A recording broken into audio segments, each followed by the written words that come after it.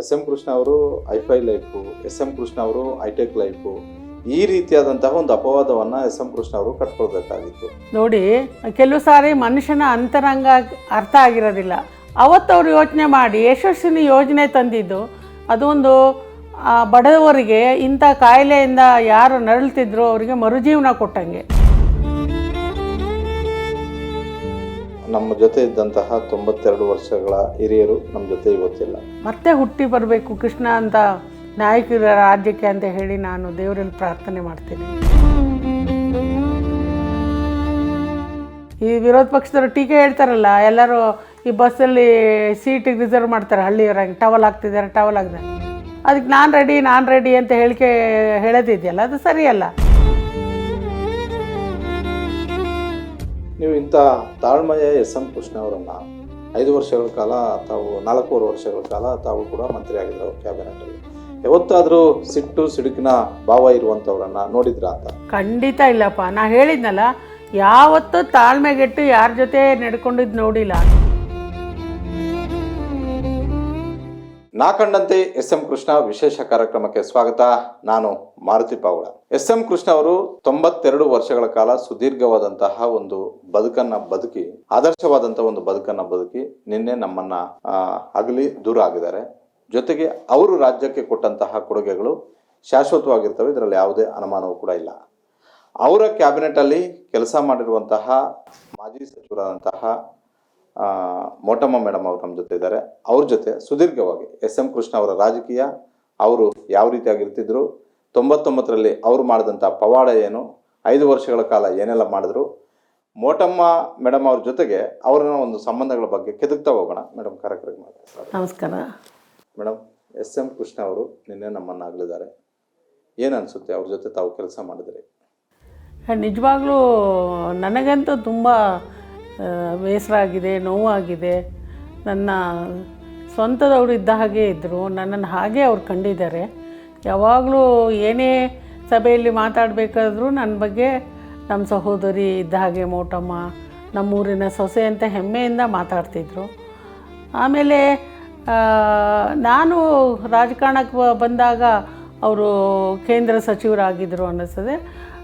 ನನಗೆ ಅವ್ರಿಗೆ ಅಷ್ಟೊಂದು ಒಂದು ಆತ್ಮೀಯತೆ ಇರಲಿಲ್ಲ, ನಂಗೆ ಗೊತ್ತಿರಲಿಲ್ಲ. ನಾವು ಡಿ ಬಿ ಚಂದ್ರೇಗೌಡರು ನನ್ನನ್ನು ರಾಜಕಾರಣಕ್ಕೆ ತಂದರು.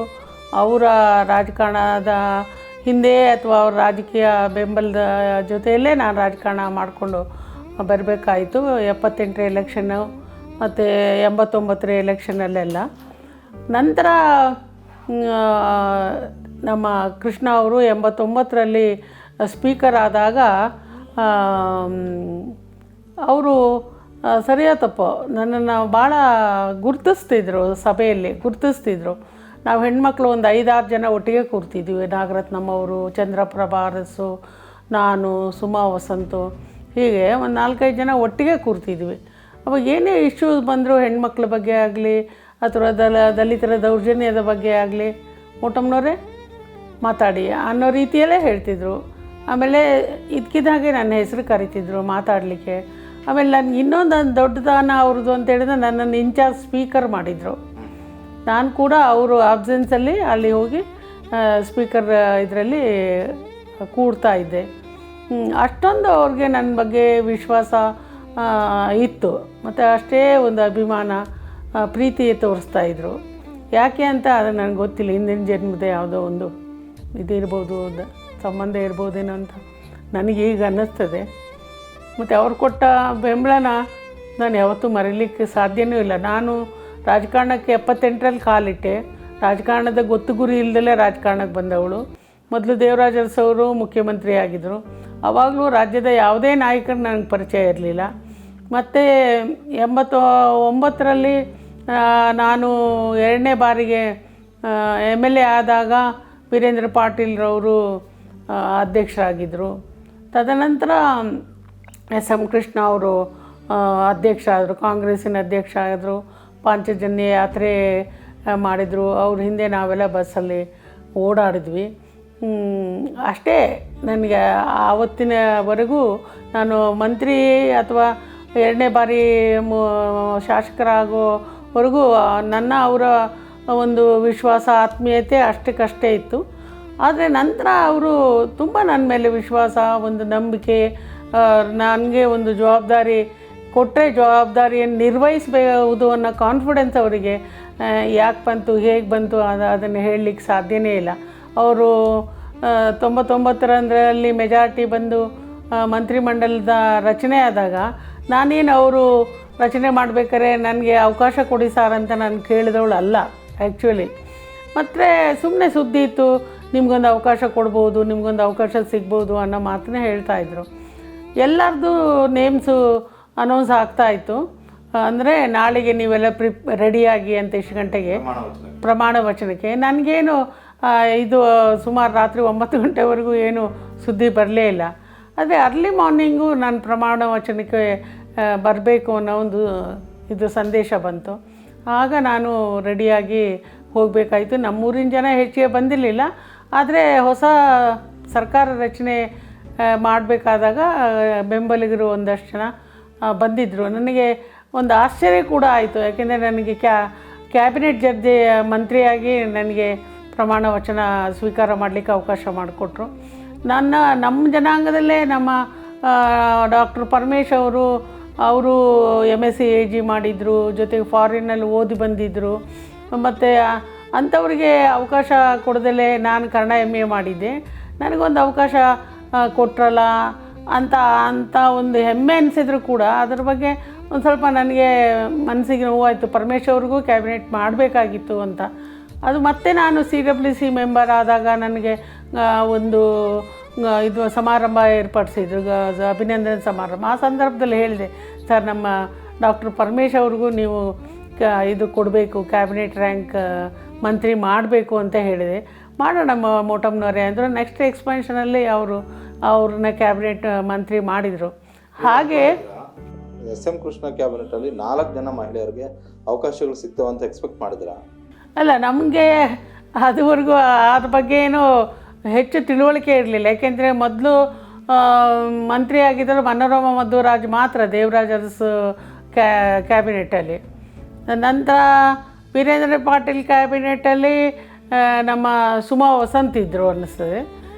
ಇವ್ರ ಕ್ಯಾಬಿನೆಟಲ್ಲಿ 4 ಜನ ಕೊಡ್ತಾರೆ ಅಂತ ನಾವು ನಿರೀಕ್ಷೆ ಮಾಡಿರಲಿಲ್ಲ, ಅಂತ ಎಣಿಸಿರಲೂ ಇಲ್ಲ. ಆದರೆ 4 ಜನಕ್ಕೆ ಮಾಡಿದ್ದು ಅದು ಅವರ ಒಂದು ಹೆಣ್ಮಕ್ಳಿಗೆ ಕೊಡೋವಂಥ ಹೆಚ್ಚಿನ ಒಂದು ಗೌರವ ಅಂತ ನನಗೆ ಅನ್ನಿಸ್ತದೆ. ನಾನು, ಸುಮಾ ವಸಂತು, ರಾಣಿ ಸತೀಶು, ನಫೀಸಾ ಫಜಲು ಮತ್ತು ಸೀನಿಯರ್ ಆಗಿ ಚಂದ್ರಪ್ರಭಾ ಅರಸು ಇದ್ದರು. ಮತ್ತು ಅವ್ರಿಗೆ ಅವಕಾಶ ಅವಾಗ ತಪ್ಪಿತ್ತು, ಯಾಕೆ ಅಂತ ನನಗೆ ಗೊತ್ತಿಲ್ಲ.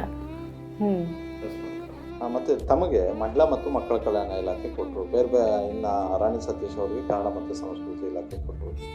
ವಸಂತ ಅವರಿಗೆ ಮುಜರಾಯಿ ಕೊಟ್ಟಿದ್ರು. ನಿಮಗೆ ಆ ಸಂದರ್ಭದಲ್ಲಿ ಕೇಳಿ ಇಲಾಖೆಯನ್ನು ಕೊಟ್ರಾ, ಇಲ್ಲ ಅವರು ಕೊಟ್ಟಿದ್ದನ್ನು ತಾವು ತಗೊಂಡ್ರ? ಇಲ್ಲ, ನಾನು ಇದನ್ನೂ ಕೇಳಿಲ್ಲ. ಏನು ಇಂಥದೇ ಸ್ಥಾನ ಕೊಡಿ ಅಥವಾ ಅಲ್ಲಿ ಇಂಥದೇ ಇಲಾಖೆ ಕೊಡಿ ಅಂತ ನಾನು ವಿಚಾರ ಮಾಡಲಿಲ್ಲ. ಅವರಾಗೆ ಕೊಟ್ಟಿದ್ದು ಮಹಿಳಾ ಮತ್ತು ಮಕ್ಕಳ ಕಲ್ಯಾಣ ಇಲಾಖೆನ ನನಗೆ ವಹಿಸಿದ್ದು. ಕೆಲವು ದಿನಗಳಾದಮೇಲೆ ನಾನು ಕೇಳಿದೆ, ಏನಾದ್ರು ಕೆಲವನ್ನೆಲ್ಲ ಚೇಂಜ್ ಮಾಡಿದಾಗ ನನಗೊಂದು ಬೇರೆ ಅವಕಾಶ ಮಾಡಿಕೊಡಿ, ಮಹಿಳಾ ಮತ್ತು ಮಕ್ಕಳ ಇಲಾಖೆ ಬೇರೆ ಯಾರಿಗೆ ಕೊಡೋಣ ಅಂದರು. ನಾನು ನಫೀಸಾ ಫಜಲಿಗೆ ಕೊಡಿ ಅಂತ ಹೇಳಿ ತಮಾಷೆಯಾಗಿ ಹೇಳಿದೆ, ಸೀರಿಯಸ್ಸಾಗಿ ಹೇಳಿದೆ. ಹೌದಾ, ನಫೀಸಾ ಫಜಲಿಗೆ ಕೊಡೋಣ ಅಂತ ಹೇಳಿದರು. ಇಲ್ಲ, ನೀವು ನಿಮ್ಮ ಗಾಡಿ ಚೆನ್ನಾಗಿ ಓಡಿಸ್ತಾ ಇದ್ದೀರಿ, ನೀವೇ ಆ ಇಲಾಖೆಯನ್ನು ನಿರ್ವಹಿಸಿದರೆ ಒಳ್ಳೆಯದು ಅನ್ನೋ ಮಾತನ್ನು ಕೂಡ ಅವರು ಹೇಳಿದರು. ಸ್ತ್ರೀಶಕ್ತಿ ಸಂಘನೂ ಕೂಡ ಅವರು ಸ್ಕೀಮ್ ತರಬೇಕಾದ್ರೆ ನಾನು ಅವರಿಗೆ ಆಗಾಗ ಹೋಗಿ ಹೇಳ್ತಿದ್ದೆ, ಸರ್ ತುಂಬ ಜನ ಹೆಣ್ಮಕ್ಳು ಬಂದು ಕಣ್ಣೀರು ಹಾಕ್ತಾರೆ, ಗಂಡ ಬಿಟ್ಟಿದ್ದಾರೆ, ಗಂಡ ಸತ್ತು. ಹೆಂಗದು ಆ ಕಾನ್ಸೆಪ್ಟ್ ನಿಮ್ಗೆ ಯಾಕೆ ಬಂತು? ಏನದು, ಯಾರು ಮಾದರಿ ಅದು ಅದನ್ನು? ಬಟ್ ಅವರ ಧರ್ಮದರ್ಶನದಲ್ಲೂ ತುಂಬ ಜನ ಹೆಣ್ಮಕ್ಳು ಹೋಗಿ ಗೋಳಿಡ್ತಿದ್ರಂತೆ. ಯಾಕೆ ಅಂತ ಹೇಳಿದರೆ, ನನಗೆ ಮಕ್ಕಳನ್ನ ಸಾಕೋದು ಕಷ್ಟ, ಸಂಸಾರ ನಡೆಸೋದು ಕಷ್ಟ, ಏನಾದ್ರು ಸಹಾಯ ಮಾಡಿ ಅಂತ ಹೇಳಿ. ಮಹಿಳಾ ಮಕ್ಕಳ ಇಲಾಖೆ ಗ್ರ್ಯಾಂಟ್ಸು ಕೂಡ ಕಡಿಮೆ ಇತ್ತು. ಆಗ ನಾನು ಕೂಡ ಹೀಗೆ ಹೇಳಿದೆ, ತುಂಬ ಜನ ಬಂದು ಕಣ್ಣೀರು ಹಾಕ್ತಾರೆ ಸರ್ ಅಂತ. ಅದಕ್ಕೆ ನನಗೆ ರೇಗಿಸಿದ್ರು. ಅದೇ ಮೇಲೆ 3ನೇ ಮಾಡಿಯಿಂದ ಕೆಳಗಡೆ ನೀರು ಸುರಿತಾ ಇರುತ್ತಲ್ವ ಅಂತ ಹೇಳಿದರು. ಅಲ್ಲ ಸರ್, ಸೀರಿಯಸ್ಸಾಗಿ ಹೇಳ್ತಾ ಇದ್ದೀನಿ, ಅವ್ರಿಗೇನಾದರೂ ಒಂದು ಒಳ್ಳೆಯ ನಾವು ಸಹಾಯ ಮಾಡಬೇಕಾಗತ್ತೆ. ಮಹಿಳಾ ಅಭಿವೃದ್ಧಿ ನಿಗಮದಲ್ಲಿ 25,000 ರೂಪಾಯಿ ನಾವು ಅವರಿಗೆ ಗ್ರ್ಯಾಂಟ್ಸ್ ಇರೋದು, ಸಬ್ಸಿಡಿ ಗ್ರ್ಯಾಂಟ್ಸು. ಅದರಲ್ಲಿ ಅವ್ರು ಏನು ಮಾಡ್ಬೋದು, ಹೆಚ್ಚಿನ ಒಂದು ಜ್ಞಾನ ಅವ್ರಿಗೆ ಹಣ ಸಹಾಯ ಮಾಡಿದರೆ ಒಳ್ಳೆಯದು ಅನ್ನೋ ಅದನ್ನು ಅವ್ರಿಗೆ ಹೇಳಿದಾಗ, ಇಲ್ಲ ಬಿಡಿ ನಾನು ಯೋಚನೆ ಮಾಡ್ತಾಯಿದ್ದೀನಿ, ಒಂದು ಹೊಸ ಯೋಜನೆಯನ್ನು ಹೆಣ್ಮಕ್ಳಿಗೆ ನಾವು ಕೊಡಬೇಕಾಗತ್ತೆ ಅಂತ ಹೇಳಿ ಅದನ್ನು ಕೆಲವು ಆಫೀಸರ್ಸ್ನ ಬಾಂಗ್ಲಾದೇಶಕ್ಕೆ ಕಳಿಸಿ ಅಲ್ಲಿ ಈ ಒಂದು ಸೆಲ್ಫ್ ಹೆಲ್ಪ್ ಗ್ರೂಪ್ ಸ್ಕೀಮ್ ಇತ್ತು ಅಂತ ಹೇಳ್ತಾಯಿದ್ರು. ಅದು ಸ್ಟಡಿ ಮಾಡಿ ಬಂದು ಇಲ್ಲಿ ಈ ಒಂದು ಸ್ಕೀಮನ್ನು ಇಲ್ಲಿ ಇಂಟ್ರೊಡ್ಯೂಸ್ ಮಾಡಿದ್ರು ಮತ್ತು ನನಗೆ ನಿರ್ವಹಿಸಿದರು. ಎಲ್ಲವನ್ನೂ ನೀವೇ ಗ್ರೂಪ್ ಮಾಡಬೇಕು, ಮತ್ತು ಆ ಸಂಘಟನೆ ಹೇಗೆ ಮಾಡಬೇಕು, ಆ ಹಣಕಾಸಿನ ವ್ಯವಹಾರನ ಹೆಣ್ಮಕ್ಳು ಬ್ಯಾಂಕಲ್ಲಿ ಹೇಗೆ ಮಾಡಬೇಕು, ಅದನ್ನೆಲ್ಲನೂ ನೀವು ಟ್ರೈನಿಂಗ್ ಮಾಡಬೇಕು ನಮ್ಮ ಅಂಗನವಾಡಿ ವರ್ಕರ್ಸ್ಗೆ ಅಂತ ಹೇಳಿ ಆ ಥರದಲ್ಲಿ ಮಾಡಿಕೊಂಡು ಅದು ತುಂಬ ಚೆನ್ನಾಗಿ ಬೆಳೀತು. ಮೊದಲು ಯಾರಿಗೂ ಹೋಪ್ಸ್ ಇರಲಿಲ್ಲ, ಸ್ತ್ರೀ ಶಕ್ತಿ ಸಂಘಗಳು ಇಷ್ಟು ಬೆಳೀತವೆ, ಹೆಣ್ಮಕ್ಳು ಇಷ್ಟು ಬೆಂಬಲಕ್ಕೆ ನಿಲ್ತಾರೆ, ಅವ್ರಿಗೆ ಸಹಾಯ ಆಗುತ್ತೆ ಅಂತ ಹೇಳಿ. ಯಾವಾಗ ಇದನ್ನು ನಾವು ಚೆನ್ನಾಗಿ ಹೆಣ್ಮಕ್ಳಿಗೆ ಮೋಟಿವೇಟ್ ಮಾಡ್ಕೊಂಡು ಬಂದ್ವಿ, ನೋಡಿ ಅಮ್ಮ ಮೊದಲೆಲ್ಲ ನೀವು ಗಂಡದಿರು ಕೊಟ್ಟು ಕಾಸಲ್ಲ ಅಲ್ಲಿ ಸ್ವಲ್ಪ ಕಡಲೆಬೇಳೆ ಡಬ್ಬ, ಸಾಸಿವೆ ಡಬ್ಬದಲ್ಲಿ ಇಟ್ಟು ನಿಮಗೆ ಕಷ್ಟ ಬಂದಾಗ ಅದನ್ನು ಉಪಯೋಗಿಸ್ತಿದ್ದೀರಿ. ಅದೇ ರೀತಿ ಇವಾಗ ನೀವು ವಾರಕ್ಕೆ 10 ರೂಪಾಯಿ ಉಳಿಸಿ ಮತ್ತು ಮೀಟಿಂಗ್ ಸೇರಿ 15ರಿಂದ 25 ಜನ ಮೆಂಬರ್ ಆಗಬೇಕು. ಅದಕ್ಕೆ ನೀವು ಒಬ್ಬೊಬ್ಬರು ಲೀಡರ್ ಆಗಬೇಕು, ಪ್ರತಿನಿಧಿ ಆಗಬೇಕು. ಈ ಹಣವನ್ನು ನೀವು ಬ್ಯಾಂಕಲ್ಲಿ ಇಡಬೇಕು. ಪ್ರತಿ ವಾರದಲ್ಲಿ ಮೀಟಿಂಗಲ್ಲಿ ಡಿಸೈಡ್ ಮಾಡಬೇಕು, ಯಾರಿಗೆ ಕಷ್ಟ ಇದೆ ಅವರಿಗೆ ನೀವು ಸಾಲ ಕೊಡಬೇಕು 2% ಬಡ್ಡಿಯಲ್ಲಿ ಅಂತ ಹೇಳಿದಾಗ ಬೇಗ ಹೆಣ್ಮಕ್ಳು ಅದರಲ್ಲಿ ಎಲ್ಲರೂ ತೊಡಗಿಸ್ಕೊಂಡ್ರು. ನಮ್ಮ ಅಂಗನವಾಡಿ ಟೀಚರ್ಸ್ಗೂ ನಾವು ಇವತ್ತು ಅಭಿನಂದಿಸಬೇಕಾಗತ್ತೆ. ಅವ್ರೇನು ಮಾಡಿದರು ಅಂತೇಳಿ ಅವ್ರಿಗೆ ನಾವು ಇನ್ಸೆಂಟಿವ್ ಕೊಟ್ಟಿವಿ.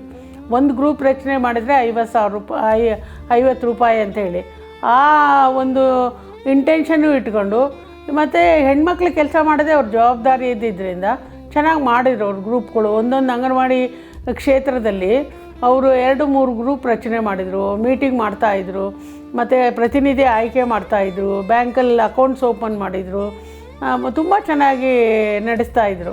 ಹಾಗಾಗಿ ಎಲ್ಲಿ ಹೋದರೂ ರಾಶಿ ಹೆಣ್ಮಕ್ಳು ನಮ್ಮ ಈ ಅಂಗನವಾಡಿ ಕಾರ್ಯಕರ್ತರ ಸಮಾವೇಶದಲ್ಲಿ ಭಾಗವಹಿಸ್ತಾಯಿದ್ರು. ಆ್ಯಕ್ಚುಲಿ ನಾವು ಲಾಂಚ್ ಮಾಡಬೇಕಾದ್ರೆ ಒಂದು 50,000 ಜನ ಸೇರಿದರು. ಅದು ಫೋಟೋ ನಿಮಗೆ ಇದೆ, ತೋರಿಸ್ತೀನಿ. ಇಲ್ಲಿ ರಾಯಚೂರಲ್ಲಿ ಅದನ್ನು ಲಾಂಚ್ ಮಾಡಿದಾಗ ಸೋನಿಯಾ ಗಾಂಧಿಯವರೇ ಬಂದಿದ್ದರು. 50,000 ಹೆಣ್ಮಕ್ಳು ರಾಯಚೂರು ಟೌನಲ್ಲಿ ಸೇರಿದ್ದು ಅಂದರೆ ಇಮ್ಯಾಜಿನ್ ಮಾಡ್ಕೊಳ್ಳೋಕ್ಕೆ ಸಾಧ್ಯ ಇಲ್ಲ. ನಾವು ಹೆಣ್ಮಕ್ಳಿಗೆ ಅವತ್ತು ಈ ಪಂಚಾಯಿತಿಲೂ 50% ಕೊಡಬೇಕು, 33% ರಿಸರ್ವೇಷನ್ ಬಂತು. ಹೆಣ್ಮಕ್ಳು ಸಿಗಲ್ಲ ಮೆಂಬರ್ಶಿಪ್ಪಿಗೆ ಅಂತ ಹೇಳಿ ಕೆಲವು ಲೀಡರ್ಸು ಹೇಳ್ತಾಯಿದ್ರು.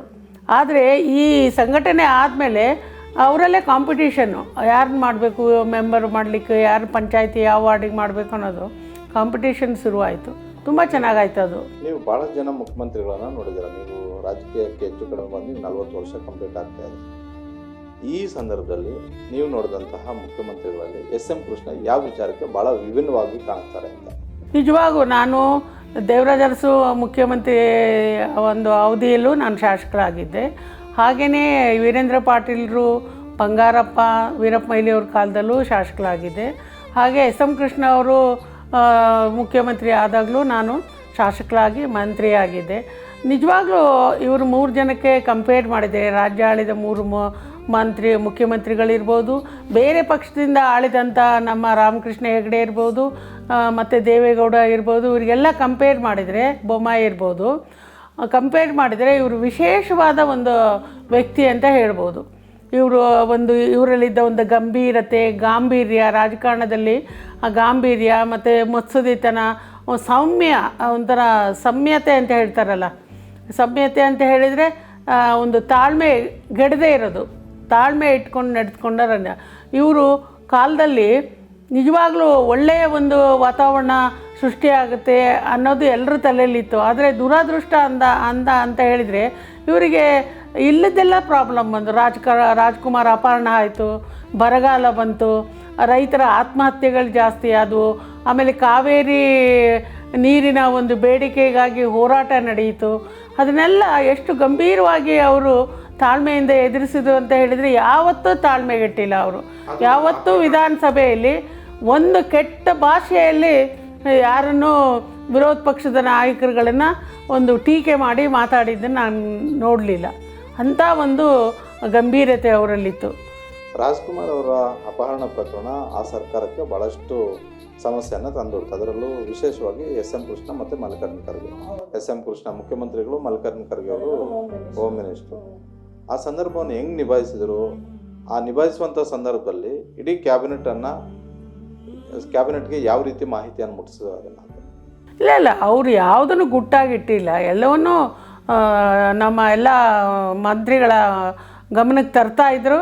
ಮತ್ತು ಎಲ್ಲರಿಗೂ ಒಂದು ಕಾನ್ಫಿಡೆನ್ಸು ಕೂಡ ಬರೋ ಹಾಗೆ ನಡ್ಕೊಳ್ತಾಯಿದ್ರು, ಮಾಡ್ತಿದ್ರು. ನಮಗೂ ಒಂದು ಕಾನ್ಫಿಡೆನ್ಸ್ ಇತ್ತು, ಖಂಡಿತ ರಾಜ್ಕುಮಾರ್ ಅವ್ರನ್ನ ಬಿಡುಗಡೆ ಮಾಡಿಸ್ಕೊಂಡು ಬರ್ತಾರೆ, ವೀರಪ್ಪನಿಗೆ ತಕ್ಕ ಒಂದು ಪಾಠ ಕಲಿಸ್ತಾರೆ ಅನ್ನೋ ಒಂದು ನಂಬಿಕೆ ಕೃಷ್ಣ ಅವ್ರ ಮೇಲೆ ನಮ್ಮೆಲ್ಲರಿಗೂ ಇತ್ತು.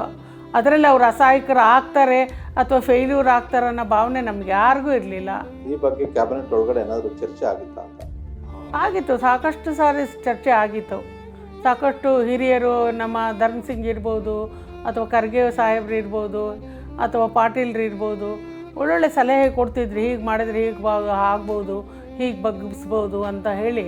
ಮತ್ತು ಆಫೀಸರ್ಸ್ನ ಯಾರ್ಯಾರಿಗೆ ರೆಸ್ಪಾನ್ಸಿಬಿಲಿಟಿ ಫಿಕ್ಸ್ ಮಾಡಿದರೆ ಅದನ್ನು ಇದು ಮಾಡಲಿಕ್ಕೆ ಸಾಧ್ಯ ಅಂತ, ಬಗ್ಬಡಿಲಿಕ್ಕೆ ಸಾಧ್ಯ ಮತ್ತು ರಾಜ್ಕುಮಾರ್ ಬಿಡುಗಡೆ ಮಾಡಲಿಕ್ಕೆ ಸಾಧ್ಯ ಅನ್ನೋದು ಸಾಕಷ್ಟು ಸಲಹೆ ಕೊಡ್ತಾಯಿದ್ರು. ವೀರಪ್ಪನ್ನು ಆ ಕಡೆ ಒಂದು ಕಡೆ ರಾಜ್ಕುಮಾರ್ ಅವ್ರನ್ನ ತಮ್ಮ ಹಿಡಿತದಲ್ಲಿ ಇಟ್ಕೊಂಡಿರ್ತಾರೆ. ಆ ಸಂದರ್ಭದಲ್ಲಿ ಒಂದಷ್ಟು ಷರತ್ತುಗಳನ್ನು ರಾಜ್ಯ ಸರ್ಕಾರಕ್ಕೆ ಕಳಿಸ್ತಾರೆ. ಆ ಷರತ್ತುಗಳ ಬಗ್ಗೆ ಕ್ಯಾಬಿನೆಟಲ್ಲಿ ಏನಾದರೂ ಚರ್ಚೆ ಮಾಡಿದ್ರಾ? ಇಲ್ಲ, ಮಾಡಿದರು. ಆದರೆ ಅವ್ರದ್ದೇ ಆದ ಒಂದು ಸೀನಿಯರ್ ಇದಿತ್ತಲ್ಲ, ಟೀಮ್ ಇತ್ತಲ್ಲ, ಅವರು ಅದನ್ನೆಲ್ಲ ಭಾಳ ಸೀರಿಯಸ್ಸಾಗಿ ಅದನ್ನು ವಿಶೇಷವಾಗಿ ಗಂಭೀರವಾಗಿ ಗುಪ್ತವಾಗಿ ಮಾತಾಡಿದ್ದಾರೆ. ಅದನ್ನು ನಮಗೆಲ್ಲ ಹೇಳಿದರು ಅಂತ ನಾನು ಹೇಳಲಿಕ್ಕೆ ತಯಾರಿಲ್ಲ. ಇಡೀ ಸಚಿವ ಸಂಪುಟದ ಸಭೆಯಲ್ಲಿ ಒಂದು ಕಡೆ ಮಹಿಳೆಯರಿಗೆ ಹೆಚ್ಚು ಅವಕಾಶಗಳನ್ನು ಕೊಡ್ತಾರೆ. ಅದೇ ರೀತಿ ಆ ಸಮಯದಲ್ಲಿ ಯುವಕರಿಗೆ ಡಿ ಕೆ ಶಿವಕುಮಾರ್ ಆಗಿರ್ಬೋದು, ಪರಮೇಶ್ವರ್ ಆಗಿರ್ಬೋದು, ಭಾಳಷ್ಟು ಯುವಕರಿಗೂ ಕೂಡ ಅವಕಾಶಗಳನ್ನು ಕೊಟ್ಟಿದ್ರು. ಅಂದರೆ ಎಸ್ ಎಂ ಕೃಷ್ಣ ಅವರು ನೋಡ್ತಿದ್ದಂತಹ ರಾಜಕೀಯದ ನೋಟವೇ ಬೇರೆ ಆಗಿತ್ತಾ ಹೆಂಗೆ ಅಂತ? ಮಹಿಳೆಯರಿಗೆ ಮತ್ತು ಯುವಕರಿಗೆ ಹೆಚ್ಚು ಅವಕಾಶಗಳನ್ನು ಕೊಟ್ಟರೆ ಪಕ್ಷ ಸದೃಢ ಆಗುತ್ತೆ ಅನ್ನುವಂಥ ಒಂದು ಲೆಕ್ಕಾಚಾರವನ್ನು ಹಾಕೊಂಡು ಯುವಕರನ್ನ ಮುಂದಿನ ಒಂದು ಸೆಕೆಂಡ್ ಲೈನ್ ಲೀಡರ್ಸ್ ಆಗಿ ಬೆಳೆಸಬೇಕು ಅನ್ನೋದು ಒಂದು, ಮತ್ತು ಪಕ್ಷದ ಜವಾಬ್ದಾರಿಯನ್ನು ಕೂಡ ಅವ್ರ ಹೆಗಲ ಮೇಲೆ ಹಾಕಬೇಕು ಅನ್ನೋ ದೃಷ್ಟಿಯಿಂದಲೇ ಡಿ ಕೆ ಶಿವಕುಮಾರ್ ಅವರು ಆಗಲಿ, ನನ್ನಂಥವರಾಗಲಿ, ಅಥವಾ ನಮ್ಮ ಇವರಿದ್ರಲ್ಲ ವಿಶ್ವನಾಥ್ ಅವ್ರಲಿ, ರಮೇಶ್ ಕುಮಾರ್, ಇವ್ರಿಗೆಲ್ಲ ಭಾಳ ಇದು ಕೊಡ್ತಿದ್ರು. ಅವರು ಒಂದು ಗೌರವ ಪ್ರೀತಿ ತೋರಿಸಿ ಅವ್ರಿಗೆ ಜವಾಬ್ದಾರಿ ವಹಿಸ್ತಾಯಿದ್ರು. ನಿಮ್ಮ ಕ್ಯಾಬಿನೆಟಲ್ಲಿ ಒಂದು ಸ್ವಲ್ಪ ಏನು ಚುಟುಕಾಗಿ ಮಾತಾಡೋದು ಮತ್ತು ಎಲ್ಲರನ್ನ ನಗೋ ಥರ ಮಾತಾಡೋದು ನಮ್ಮ ಹಳ್ಳಿ ಅಕ್ಕಿ ಎಚ್ ವಿಶ್ವನಾಥ್ ಅವ್ರ ಪಾತ್ರ, ಅವ್ರ ರೋಲ್ ಯಾವ ರೀತಿಯಾಗಿರ್ತಿತ್ತು? ಯಾಕಂದರೆ ಅವರು ಭಾಳ ಇವ್ರಿಗೂ ಸಾಹಿತ್ಯ ಭಾಳ ಇಷ್ಟ, ಇವ್ರಿಗೂ ಸಾಹಿತ್ಯ ಭಾಳ ಇಷ್ಟ. ಆ ಕಾಂಬಿನೇಷನ್ ಏನಾದರೂ ಒಂದು ಇವ್ರು ಟಾಂಟ್ ಹೊಡಿತಾ ಇದ್ರು ವಿಶ್ವನಾಥ್ ಅವರು, ಅದಕ್ಕೆ ಅವರು ಪ್ರತಿಯಾಗಿ ಸರಿಯಾಗಿ ಟಾಂಟ್ ಕೊಡ್ತಾಯಿದ್ರು. ಕೃಷ್ಣ ಅವರು ತಮಾಷೆಯಾಗೇ ಇರ್ತಾಯಿತ್ತು. ನಿಮ್ಮ ಇಲಾಖೆಗೆ ಎಸ್ ಎಂ ಕೃಷ್ಣ ಅವರು ಮುಖ್ಯಮಂತ್ರಿ ಆಗಿದ್ದಾಗ ಯಾವುದೇ ಸಮಸ್ಯೆ ಮಾಡಿರಲಿಲ್ವಾ? ನೀವು ಕೇಳಿದಷ್ಟು ಅನುದಾನ ಆಗಿರ್ಬೋದು, ಇಲ್ಲ ನಿಮಗೆ ಪ್ರೋತ್ಸಾಹ ಮಾಡುವಂಥ ಒಂದು ವಿಚಾರ ಆಗಿರ್ಬೋದು, ಎಲ್ಲವನ್ನೂ ಕೂಡ ಸಂಪೂರ್ಣವಾಗಿ ಇಲ್ಲ ನನಗೆ ಯಾವುದೇ ರೀತಿ ತೊಂದರೆ ಮಾಡಿಲ್ಲ. ಅವರು ಎಲ್ಲ ರೀತಿಯಲ್ಲಿ ನನಗೆ ಬೆಂಬಲ ಕೊಟ್ಕೊಂಡು ಬಂದಿದ್ದಾರೆ. ಯಾಕೆ ಅಂತ ಹೇಳಿದರೆ ನನ್ನ ಇಲಾಖೆಯಲ್ಲಿ ಕೆಲವು ಪೋಸ್ಟ್ಗಳೆಲ್ಲ ಖಾಲಿ ಇದ್ದವು. ಅದು ಆ್ಯಕ್ಚುಲಿ ಜಾಯಿಂಟ್ ಡೈರೆಕ್ಟ್ ಪೋಸ್ಟು ಖಾಲಿ ಇತ್ತು, ಆಮೇಲೆ ಸೂಪರ್ವೈಸರ್ ಪೋಸ್ಟ್ ಖಾಲಿ ಇತ್ತು. 1350 ನಾವು ಸೂಪರ್ವೈಸರ್ ಪೋಸ್ಟನ್ನ ಡೈರೆಕ್ಟ್ ಅಪಾಯಿಂಟ್ ಮಾಡಿದ್ವಿ. ಅವರ ಸೀನಿಯಾರಿಟಿ ಹಾಗೆ ಮತ್ತು ಅವರ ಒಂದು ಮಾರ್ಕ್ಸ್ ಮೆರಿಟ್ ಮೇಲೆ. ಅದರಲ್ಲೂ ಅಂಗನವಾಡಿ ಟೀಚರ್ಸು ಯಾರು PUC ಪಾಸ್ ಆಗಿದ್ದಾರೆ, ಡಿಗ್ರಿ ಪಾಸ್ ಆಗಿದ್ದರು, ಎಷ್ಟು ವರ್ಷ ಅವ್ರ ಸರ್ವಿಸ್ ಆಗಿತ್ತು, ಅವ್ರನ್ನೆಲ್ಲನೂ ನೇರವಾಗಿ ನಾವು ನೇಮಕ ಮಾಡಲಿಕ್ಕೆ ಅವಕಾಶ ಮಾಡಿಕೊಟ್ರು. ಹಾಗೆಯೇ ಸೂಪರ್ವೈಸರ್ಸ್ ಯಾರ್ಯಾರಾಗಿದ್ದರು, ಭಾಳ ಸೀನಿಯರ್ಸ್ ಇದ್ದರು, ಅವ್ರನ್ನ ನಾವು CDPO ಮಾಡಿದ್ವಿ. ಹಾಗೆ CDPO ಯಾರ್ಯಾರಿಗೆ ಸೀನಿಯಾರಿಟಿ ಇತ್ತು ಮತ್ತು ಎಷ್ಟೋ ವರ್ಷಗಳಿಂದ ಅವ್ರಿಗೆ ಪ್ರಮೋಷನ್ ಆಗಿಲ್ಲ, ಅವ್ರನ್ನ DD ಮಾಡಿದ್ವಿ. ತುಂಬ ಹೆಲ್ಪ್ ಆಯಿತು. ಆಮೇಲೆ ನಮ್ಮ ಸೀನಿಯರ್ ಸಿಟಿಸನ್ಸ್ಗೆ ಅವ್ರಿಗೆ ನನಗೆ ವಹಿಸಿದರು. ಸೀನಿಯರ್ ಸಿಟಿಸನ್ಸ್ಗೆ ವಿಶೇಷವಾಗಿ ಅವರಿಗೆ ವ್ಯವಸ್ಥೆ ಮಾಡೋದು, ಪುನರ್ವಸತಿ ಮಾಡೋದ್ರ ಬಗ್ಗೆ. ಎಲ್ಲಕ್ಕಿಂತ ಹೆಚ್ಚಾಗಿ ನಮ್ಮ ಅಂಗವಿಕಲರಿಗೆ ಅವರಿಗೆ ಪೆನ್ಷನ್ ಭಾಳ 250 ರೂಪಾಯಿನೇ ಇತ್ತು, ಅದನ್ನು 750 ರೂಪಾಯಿಗೇನೋ ಹೆಚ್ಚಿಗೆ ಮಾಡಿದರು. ಆಮೇಲೆ ಈವನ್ ನಮ್ಮ ಆರ್ಫನ್ ಚಿಲ್ಡ್ರನ್ಸ್ ಇದ್ದಾರೆ, ಅನಾಥಾಶ್ರಮಗಳಿದ್ದಾವೆ, ಡೆಸ್ಟಿಟ್ಯೂಟ್ ಕಾಟೇಜ್ ಇದೆ. ಅದಕ್ಕೆಲ್ಲ ಒಳ್ಳೆ ಗ್ರ್ಯಾಂಟ್ಸನ್ನ ನಾವು ಜಾಸ್ತಿ ಮಾಡಿದ್ವಿ. ಭಾಳ ಕಡಿಮೆ ಇತ್ತು ಅನುದಾನ ಅವರಿಗೆ. NGOs ನಡೆಸೋರಿಗೆ ಅದು ಕಷ್ಟ ಆಗ್ತಿತ್ತು ರನ್ ಮಾಡಲಿಕ್ಕೆ. ಆಗ ಅನುದಾನ ಹೆಚ್ಚು ಮಾಡಿದರು. ಆಮೇಲೆ ಈ ನಮ್ಮ ಅಂಗವಿಕಲರಿಗೆ ಬಸ್ ಪಾಸ್ ಮಾಡಿದ್ವಿ ನಾವು, ಅವರಿಗೆ ಓಡಾಟಕ್ಕೆ. ಈಗ ಕರೆಕ್ಟಿವ್ ಸರ್ಜರಿಗಿರ್ಬೋದು, ಯಾವುದೇ ಒಂದು ಮೆಡಿಕಲ್ ಚೆಕಪ್ಗೆ ಹೋಗ್ಬೇಕಾದ್ರೆ ಊರಿಂದ ಅವರಿಗೆ ಎಲ್ಲಿ ಯಾವುದೇ ರೀತಿಯಲ್ಲಿ ಹಣಕಾಸಿನ ಸಹಾಯ ಇರಲಿಲ್ಲ, ಅವರಿಗೆ ಮನೆಯಲ್ಲಿ ಕೊರತೆ ಇತ್ತು. ಅದಕ್ಕೋಸ್ಕರ ಫ್ರೀ ಬಸ್ ಪಾಸ್ ಮಾಡಿದ್ವಿ. 100 ಕಿಲೋಮೀಟ್ರ್ ಅವರು ಓಡಾಡಲಿಕ್ಕೆ ಫ್ರೀ ಬಸ್ ಪಾಸ್ ಮಾಡಿಕೊಟ್ಟು ಇವತ್ತು ಅವ್ರು ನೆನೆಸ್ತಾರೆ ಅಂಗವಿಕಲರು. ನೀವು ಚಿಕ್ಕಮಂಗ್ಳೂರು ಜಿಲ್ಲೆಗೆ ಸೊಸೆ, ಅವರು ಚಿಕ್ಕಮಂಗ್ಳೂರು ಜಿಲ್ಲೆಗೆ ಅಳಿಯ, ಹಾಗಾಗಿ ಬಾಂಧವ್ಯ ಜಾಸ್ತಿ ಗಟ್ಟಿಯಾಗಿತ್ತ ಅಂತ? ಇಲ್ಲ, ಚಿಕ್ಕಮಂಗ್ಳೂರು ಜಿಲ್ಲೆಗೆ ನಾನು ಸೊಸೆ ಅಲ್ಲ, ಮಂಡ್ಯಕ್ಕೆ ಸೊಸೆ. ಅವರು ಚಿಕ್ಕಮಂಗ್ಳೂರಿನ ಏನು ಹೇಳಬೇಕು, ಅಳಿಯ ಅಂತ ಹೇಳಲಿಕ್ಕೆ ಬರೋದಿಲ್ಲ, ಬೀಗರು ಅಂತ ಹೇಳಬೇಕು. ಯಾಕೆಂದರೆ ಅಳಿಯ ಚಿಕ್ಕಮಂಗ್ಳೂರಿನವರಲ್ಲ, ಹಾಗಾಗಿ ಅವರು ಮಲೆನಾಡಿನ ಅಳಿಯ ಅಂತ ಹೇಳ್ಬೋದು. ಅವ್ರು ತೀರ್ಥಹಳ್ಳಿ ಅವ್ರ ಮನೆಯವರು, ಮಿಸಸ್ಸು ಪ್ರೇಮಕ್ಕ ಅವರು ತೀರ್ಥಹಳ್ಳಿ. ಹೌದು, ಈ ರೋಲಲ್ಲಿ ಪ್ರೇಮಕ್ಕ ಅವ್ರ ಪಾತ್ರ ಎಷ್ಟಿತ್ತು SM ಕೃಷ್ಣ ಅವರ ರಾಜಕೀಯ ಬೆಳವಣಿಗೆಯಲ್ಲಿ? ಅದನ್ನು ನಂಗೆ ಹೇಳಲಿಕ್ಕೆ ಗೊತ್ತಾಗಲ್ಲ. ಬಟ್ ಪ್ರೇಮಕ್ಕನೂ ತುಂಬ ಚೆನ್ನಾಗಿ ಹೋದವ್ರನ್ನ ಬಂದವ್ರನ್ನೆಲ್ಲ ಮಾತಾಡ್ಸೋದು, ವಿಶ್ವಾಸದಿಂದ ಕಾಣೋದು, ಅದೆಲ್ಲ ತುಂಬ ಚೆನ್ನಾಗಿ ಮಾಡ್ತಾಯಿದ್ರು. ನಾವೆಲ್ಲ ಹೋದಾಗ ನಮ್ಮನ್ನು ಕೃಷ್ಣ ಅವ್ರ ಹತ್ರ ನಾವು ಮಾತಾಡಿದ ಮೇಲೆ ಪ್ರೇಮಕ್ಕ ಅವ್ರನ್ನ ಮಾತಾಡಿಸಿ ಅವರಿಂದ ಒಂದು ಟೀ ತಗೊಂಡೇ ಬರ್ತಾಯಿದ್ವಿ. ಹಾಗೆ ಬಂದು ಮಾತಾಡ್ತಿದ್ವಿ. ಬೆಂಗಳೂರಿಗೆ ಕಾನ್ಸಂಟ್ರೇಷನ್ ಮಾಡ್ತಿದ್ದರಿಂದ SM ಕೃಷ್ಣ ಅವರು ಐಫೈ ಲೈಫು, SM ಕೃಷ್ಣ ಅವರು ಹೈಟೆಕ್ ಲೈಫು, ಈ ರೀತಿಯಾದಂತಹ ಒಂದು ಅಪವಾದವನ್ನು SM ಕೃಷ್ಣ ಅವರು ಕಟ್ಕೊಳ್ಬೇಕಾಗಿತ್ತು. ಇದ್ರ ಬಗ್ಗೆ ತಮಗೇನು ಅನಿಸುತ್ತೆ? ನೋಡಿ, ಕೆಲವು ಸಾರಿ ಮನುಷ್ಯನ ಅಂತರಂಗ ಅರ್ಥ ಆಗಿರೋದಿಲ್ಲ. ನೋಡಿದ ತಕ್ಷಣ ಅವರು ಸ್ಟೈಲು ಅಥವಾ ಅವರ ಸ್ಟೈಲ್ ಆಫ್ ಟಾಕು ಇದರಲ್ಲೇ ಭಾಳ ಸ್ಟಂಟು, ಸ್ಟೈಲಿಶು, ಹೈಟೆಕ್ಕು ಹಿಂಗೆಲ್ಲ ಹೇಳ್ತಾರೆ. ಆದರೆ ಅವರ ಅಂತರಂಗ ನಾವು ಹೊಳಹೊಕ್ಕಾಗೆ ಅದು ಗೊತ್ತಾಗೋದು. ಕೃಷ್ಣ ಅವರು ಇವಾಗ ಅವರು ಆ ಥರ ಹೈಟೆಕ್ ಇದನ್ನೇ ವಿಚಾರ ಮಾಡಿದರೆ, ಸಾಮಾನ್ಯ ಜನ ಹಾರ್ಟ್ ಆಪ್ರೇಷನ್ನು, ಕಿಡ್ನಿ ಆಪ್ರೇಷನ್ನು, ಇಂಥ ಆಪ್ರೇಷನ್ನಲ್ಲಿ ಸಿಕ್ಕೊಂಡಾಗ ತುಂಬ ಪರದಾಡ್ತಿದ್ರು. ಎಷ್ಟೋ ಸಾರಿ ಆಪ್ರೇಷನ್ನಲ್ಲಿ ಫೇಲ್ಯೂರ್ ಆಗಿ ಬಾಡಿ ತರಲಿಕ್ಕೆ ಅವರಿಗೆ ಕಷ್ಟ ಆಗ್ತಿದ್ದು, ದುಡ್ಡು ಕಟ್ಟಲಿಕ್ಕೆ ಹಾಸ್ಪಿಟ್ಲಿಗೆ. ಅವತ್ತು ಅವರು ಯೋಚನೆ ಮಾಡಿ ಯಶಸ್ವಿನಿ ಯೋಜನೆ ತಂದಿದ್ದು, ಅದೊಂದು ಬಡವರಿಗೆ ಇಂಥ ಕಾಯಿಲೆಯಿಂದ ಯಾರು ನರಳ್ತಿದ್ರು ಅವರಿಗೆ ಮರುಜೀವನ ಕೊಟ್ಟಂಗೆ ಅಂತ ಒಂದು ದೊಡ್ಡ ಕೆಲಸ ಮಾಡಿದರು. ಮತ್ತು ಹಿಂದೆ ಬಂಗಾರಪ್ಪನ ಕಾಲದಲ್ಲಿ ಅಕ್ಕಿ ಕೊಡೋದಿತ್ತು ಮಕ್ಕಳಿಗೆ, ಅಕ್ಷಯ ಯೋಜನೆ ಅಂತ ಏನೋ ತಂದಿದ್ರು. ಪರ್ ಹೆಡ್ 1 kg ಏನೋ ಒಂದು ತಿಂಗಳಿಗೆ ಏನೋ ಕೊಡ್ತಾಯಿದ್ರು. ಅದನ್ನೇ ಇವರು ಅದನ್ನು ತೆಗೆದು ಬಿಸಿ ಊಟ, ಮಧ್ಯಾಹ್ನದ ಬಿಸಿ ಊಟದ ವ್ಯವಸ್ಥೆ ಮಾಡಿದರು. ಹಾಗೆ ಬಿಸಿ ಹಾಲು ಕೊಡುವಂಥ ವ್ಯವಸ್ಥೆನೂ ಮಾಡಿದರು. ಅದೆಲ್ಲ ಅವರ ಅಂತರಂಗದಲ್ಲಿ ಬಡವರ ಬಗ್ಗೆ, ಜನಸಾಮಾನ್ಯರ ಬಗ್ಗೆ ಇದ್ದ ಒಂದು ಕಳಕಳಿ ಅಲ್ವಾ. ಆಮೇಲೆ ಈಗ IT-BT ಸ್ಟಾರ್ಟ್ ಮಾಡಿದ ಉದ್ದೇಶನೂ ಕೂಡ ಇವ್ರ ಕಾಲದಲ್ಲಿ, ಮೊಯ್ಲಿ ಅವ್ರ ಕಾಲದಲ್ಲಿ ನಮ್ಮ CET ಇದರಿಂದ ಭಾಳಷ್ಟು ಬಡವ್ರ ಮಕ್ಕಳು ಇಂಜಿನಿಯರ್ ಆಗಲಿಕ್ಕೆ, BBM ಪಾಸ್ ಮಾಡಲಿಕ್ಕೆ, MBA ಮಾಡಲಿಕ್ಕೆ ಆಯಿತು. ಆದರೆ ಅವ್ರಿಗೆ ಜಾಬ್ ಎಲ್ಲಿತ್ತು? ಜಾಬು ಹೊರಗಡೆ ಹೋಗಿ ತಗೊಳ್ಳಿಕ್ಕೆ ಆಗ್ತಿತ್ತ? ಆದರೆ ನಮ್ಮಲ್ಲೇ ಆ ಥರ IT-BT ಒಂದು ಇದನ್ನು ಕಂಪನೀಸನ್ನು ಇನ್ವೈಟ್ ಮಾಡಿ ಸ್ಟಾರ್ಟ್ ಮಾಡಿದರೆ ಆ ಮಕ್ಕಳಿಗೆಲ್ಲ ಜಾಬ್ ಸಿಗುತ್ತೆ ಅಂತ ಯೋಚನೆ ಮಾಡೋದು ಒಂದು ಅವ್ರ ದೊಡ್ಡತನ ಅಲ್ವಾ, ಹೃದಯವಂತಿಕೆ ಅಲ್ವಾ. ಮಾತಾಡೋರು ಹೇಗೆ ಬೇಕಾದ್ರೂ ಮಾತಾಡಿದ್ರು. ಈಗ ಲಕ್ಷಾಂತರ ಮಕ್ಕಳು IT-BT ಕಂಪನಿಯಲ್ಲಿ ಕೆಲಸ ಮಾಡ್ತಾರೆ. ಅವ್ರ ಹೆಸರು ಹೇಳಿ ಇವತ್ತು ಅವರು ದೀಪ ಹಚ್ಚಬೇಕು. ನಮ್ಮ ಸ್ತ್ರೀಶಕ್ತಿ ಹೆಣ್ಮಕ್ಳು ಅಷ್ಟೇ, ಸುಮಾರು 40 ಲಕ್ಷ ಹೆಣ್ಮಕ್ಳು ಸ್ತ್ರೀಶಕ್ತಿ ಗುಂಪಿನಲ್ಲಿ ಸೇರಿಕೊಂಡಿದ್ರು. ಅವರು ಕೂಡ ಇವತ್ತು ಅವರ ಹೆಸರು ಹೇಳಿ ದೀಪ ಹಚ್ಚಬೇಕು. ಅವರಿಗೆ ನಾವು ಒಂದು ಸ್ಲೋಗನ್ನೇ ಹೇಳ್ಕೊಟ್ಟಿದ್ದೆವು, ಬಂದೇ ಬರ್ತೇವೆ, ನಾವು ಮುಂದೆ ಬರ್ತೇವೆ, ಸ್ತ್ರೀಶಕ್ತಿಯಿಂದ ಮುಂದೆ ಬರ್ತೇವೆ, SM ಕೃಷ್ಣ ಅವರೇ ನಿಮ್ಮ ಹಿಂದೆ ಇರ್ತೇವೆ, ನಿಮ್ಮ ಬೆಂಬಲ ಕೊಡ್ತೇವೆ ಅನ್ನೋದು ಹೇಳ್ಕೊಟ್ಟಿದ್ವಿ. ಆ ಸ್ಲೋಗನ್ ಎಲ್ಲಿ ಸಭೆ ಮಾಡಲಿ ಅದು ಹೇಳ್ತಿದ್ವಿ. ಅದನ್ನು ನಾವು ಹೆಬ್ಬೂರಿನಲ್ಲಿ 2003ರಲ್ಲಿ ಒಂದು ದೊಡ್ಡ 3 ವರ್ಷದ ಸ್ತ್ರೀಶಕ್ತಿ ಸಮಾವೇಶ ಮಾಡಬೇಕು ಅಂತ ಯೋಚನೆ ಮಾಡಿ ಸೋನಿಯಾ ಗಾಂಧಿಯವ್ರ ಹತ್ರ ಮಾತಾಡಿದೆ. ನಾನು ಬರ್ತೀನಿ ಅಂತ ಹೇಳಿದರು. She was so happy. ಬಂದರು, ಹಿಂದಿನ ದಿನವೇ ಬಂದು ಉಳ್ಕೊಂಡ್ರು. ಕೃಷ್ಣ ಅವ್ರಿಗೆ ಹೇಳಿದ್ದೆ, ಈ ಥರ ಕರೆದಿದ್ದೀನಿ, ಮೇಡಮ್ ಬರ್ತಾರೆ ಅಂತ.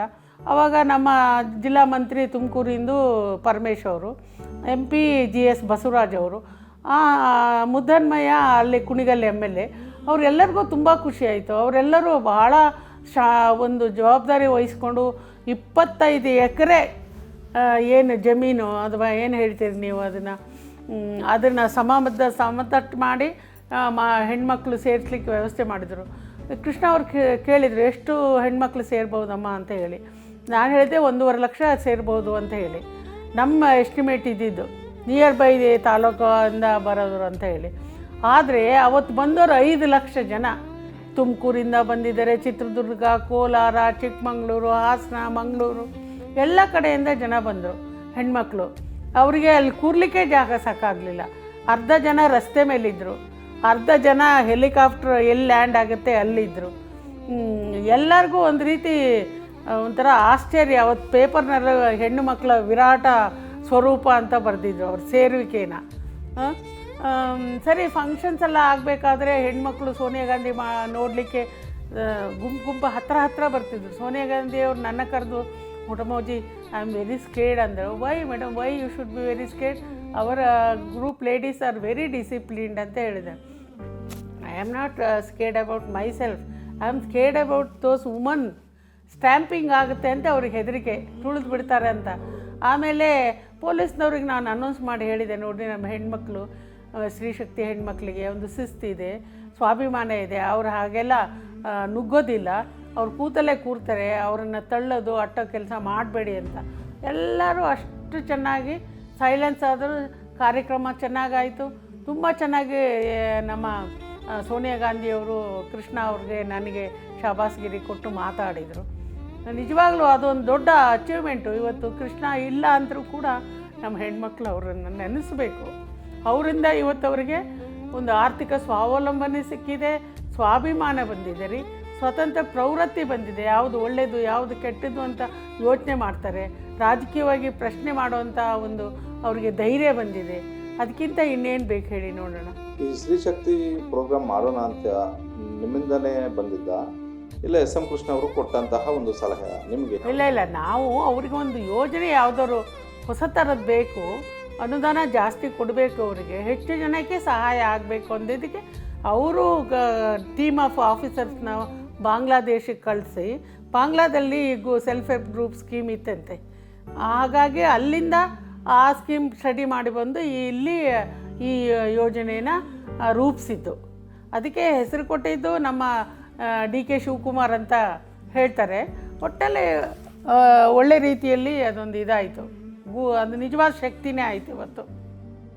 ಮತ್ತು ಯಾವುದೇ ಮುಖ್ಯಮಂತ್ರಿಗೆ ಅವರು ಮುಖ್ಯಮಂತ್ರಿ ಆಗಿದ ತಕ್ಷಣ ಪಕ್ಷ ಅಧಿಕಾರಕ್ಕೆ ಬರೋವರೆಗೂ ಒಂದು ರೀತಿ ಇರುತ್ತೆ. ಪಕ್ಷ ಅಧಿಕಾರಕ್ಕೆ ಬಂದ ಬಳಿಕ ಮುಖ್ಯಮಂತ್ರಿ ಆದ ಮೇಲೆ ಒಂದು ಸರೌಂಡಿಂಗು ಸುತ್ತಕೊಳ್ಳುತ್ತೆ. ಅಂಥದ್ದೊಂದು ಸರೌಂಡಿಂಗು ಎಸ್ ಎಂ ಕೃಷ್ಣ ಅವ್ರಿಗೂ ಇತ್ತ? ನಾ ಕಂಡಂಗೆ ಆ ಥರದವರು ಯಾರೂ ಇರಲಿಲ್ಲಪ್ಪ.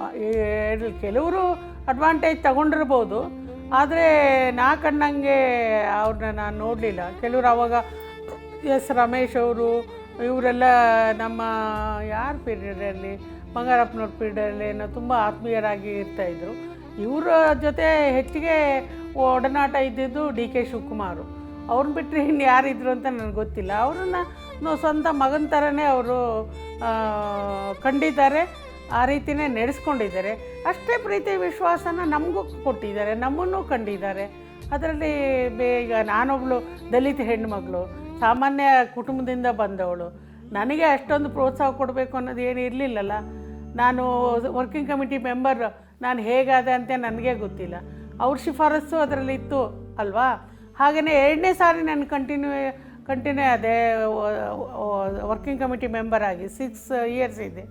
ಅದಕ್ಕೂ ಕೂಡ ಅವರು ತುಂಬ ಇದನ್ನು ಮಾಡಿದರು ಅವರು. ಆಮೇಲೆ ಒಂದು ಇದಾಯಿತು ಅವ್ರಿಗೆ. ನಾನು ಡೆಲ್ಲಿಗೆ ಹೋಗಿದ್ವಿ, ನಮ್ಮದು AICC ಸೆಷನ್ ಏನೋ ನಡೀತಾ ಇತ್ತು. ಆ ಟೈಮಲ್ಲಿ ನಮ್ಮ ಚಿಕ್ಕಮಗಳೂರಲ್ಲಿ ಒಂದು ಸಣ್ಣ ಗಲಾಟೆ ಆಯಿತು. ಏನು ಗಲಾಟೆ ಅಂತ ಹೇಳಿದರೆ, ತೊಗಾಡಿಯ ಬಂದಿದ್ದರು. ತೊಗಾಡಿಯ ಬಂದು ಅಲ್ಪಸಂಖ್ಯಾತರ ಬಗ್ಗೆ ಬಾಯಿಗೆ ಬಂದಂಗೆ ಮಾತಾಡಿದರು. ಆವಾಗ ಯಾರೂ ಹೆಚ್ಚಿಗೆ ಇದು ಮಾಡಲಿಲ್ಲ. ನನಗೆ ಇಲ್ಲಿ ಬೆಂಗಳೂರಿನವರೇ ಪ್ರೆಸ್ ಸ್ನೇಹಿತರು, ಏನು ರೀ 3 ಜನ ಮುಖ್ಯಮಂತ್ರಿಗಳಿದ್ದೀರಾ ಅಥವಾ ಮಂತ್ರಿಗಳಿದ್ದೀರಾ, ಯಾಕೆ ನೀವು ತೊಗಾಡೆಯನ್ನು ಇದರೊಳಗಡೆ ಚಿಕ್ಕಮಗಳೂರು ಜಿಲ್ಲೆಗೆ ಈ ಬಾಬಾ ಹುಡುಗಿರಿ ಇಶ್ಯೂಸ್ ಬಗ್ಗೆ ಎಂಟ್ರಿ ಆಗ್ಲಿಕ್ಕೆ ಬಿಟ್ರಿ ಅಂತ ಕೇಳಿದರು. ಅಲ್ಲ, ನಾನು ಆವಾಗ ಹೇಳಿದೆ, ಜನ ಈಗ ಬರಲಿ ನೋಡೋಣ ಬಿಡ್ತಾರಾ, ಬಂದರೆ ಕೈಕಾಲು ಮುರಿಸ್ಕೊಂಡು ಹೋಗಬೇಕಾಗತ್ತೆ ಅಂತ ಹೇಳಿದೆ. ನಾನೇ ಮುರಿಸ್ತೀನಿ ಅಂತ ಹೇಳಿರಲಿಲ್ಲ. ಕೆಲವು ಪ್ರೆಸ್ನವ್ರು ಏನು ಮಾಡಿದ್ರು, ಮೋಟಮ್ನವರು ತೊಗಡೆಯ ಮತ್ತೊಂದು ಸರಿ ಬಂದರೆ ಕೈಕಾಲು ಮುರಿಸ್ತೀನಿ ಅಂತ ಹೇಳಿದ್ದಾರೆ ಅಂತ. ಅದೇ ಕೃಷ್ಣ ಅವ್ರ ತಲೆಗೂ ಹೋಗಿತ್ತು. ಅಲ್ಲಿ ಡೆಲ್ಲೀಲಿ ನಮಗೆಲ್ಲ ಸ್ಪೆಷಲಾಗಿ ನಾನು ವರ್ಕಿಂಗ್ ಕಮಿಟಿ ಮೆಂಬರು, ಕೆಲವು ಲೀಡರ್ಸ್ಗೆಲ್ಲ ಲಂಚ್ ಅರೇಂಜ್ ಆಗಿತ್ತು. ಅಲ್ಲಿ ಹೋದಾಗ ಅವರು ಸೋನಿಯಾ ಗಾಂಧಿಯವ್ರ ಹತ್ರ ಹೋಗಿ ನನ್ನನ್ನು ಹತ್ರ ನಿಲ್ಲಿಸಿ ಹೇಳ್ತಿದ್ರು, madam I wanted to tell you some ಇದು ಅಂತ ಹೇಳಿ, ಗುಡ್ ನ್ಯೂಸ್ ಅಂತ ಹೇಳಿದರು. ಸಿ ಮೋಟೋಮಾಜಿ attacked Togadia very badly, she has given threat to him ಅಂತ. ಇಸ್ ಇಟ್ ಅಂತ ಹೇಳಿದರು. ಅವಾಗ ಅವರು ಇಂಗ್ಲೀಷ್ನಲ್ಲಿ ಅದೇ ಹೇಳಿದರು, ಕಾಲು ಮುರಿದು ಕಳಿಸ್ತೀನಿ ಅಂತ ಹೇಳಿದ್ದಾರೆ, ಇನ್ನೊಂದು ಸರಿ ಬಂದರೆ ಅಂತ ಹೇಳಿದ್ದಾರೆ ಅಂತ ಹೇಳಿ. ಆ ಥರ ಒಂದು ಹೆಮ್ಮೆ ಇತ್ತು ಅವರಿಗೆ.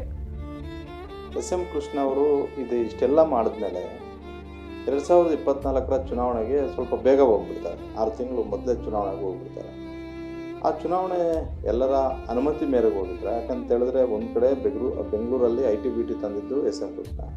ಅದೇ ರೀತಿ ಭೀಕರ ಬರಗಾಲ ಮತ್ತು ಕಾವೇರಿ ಇಶ್ಯೂಗಳ ನಡುವೆನೂ ಕೂಡ ಸರ್ಕಾರವನ್ನು ಸುಭದ್ರವಾಗಿ ಮಾಡಿಕೊಳ್ಳುವಂತಹ ಒಂದು ಕೆಲಸವನ್ನು ಮಾಡಿದ್ರು. ಜೊತೆಗೆ ವೀರಪ್ಪನ ಅಂತ ಅಟ್ಟಹಾಸ ಮೆರೆದಾಗಲೂ ಕೂಡ ರಾಜ್ಕುಮಾರ್ ಅವರನ್ನು ಭಾಳಷ್ಟು ತಾಳ್ಮೆಯಿಂದ ಬಿಡಿಸ್ಕೊಂಡು ಬರುವಂತಹ ಒಂದು ಕೆಲಸವನ್ನು ಯಶಸ್ವಿಯಾಗಿ ಮಾಡಿದ್ರು.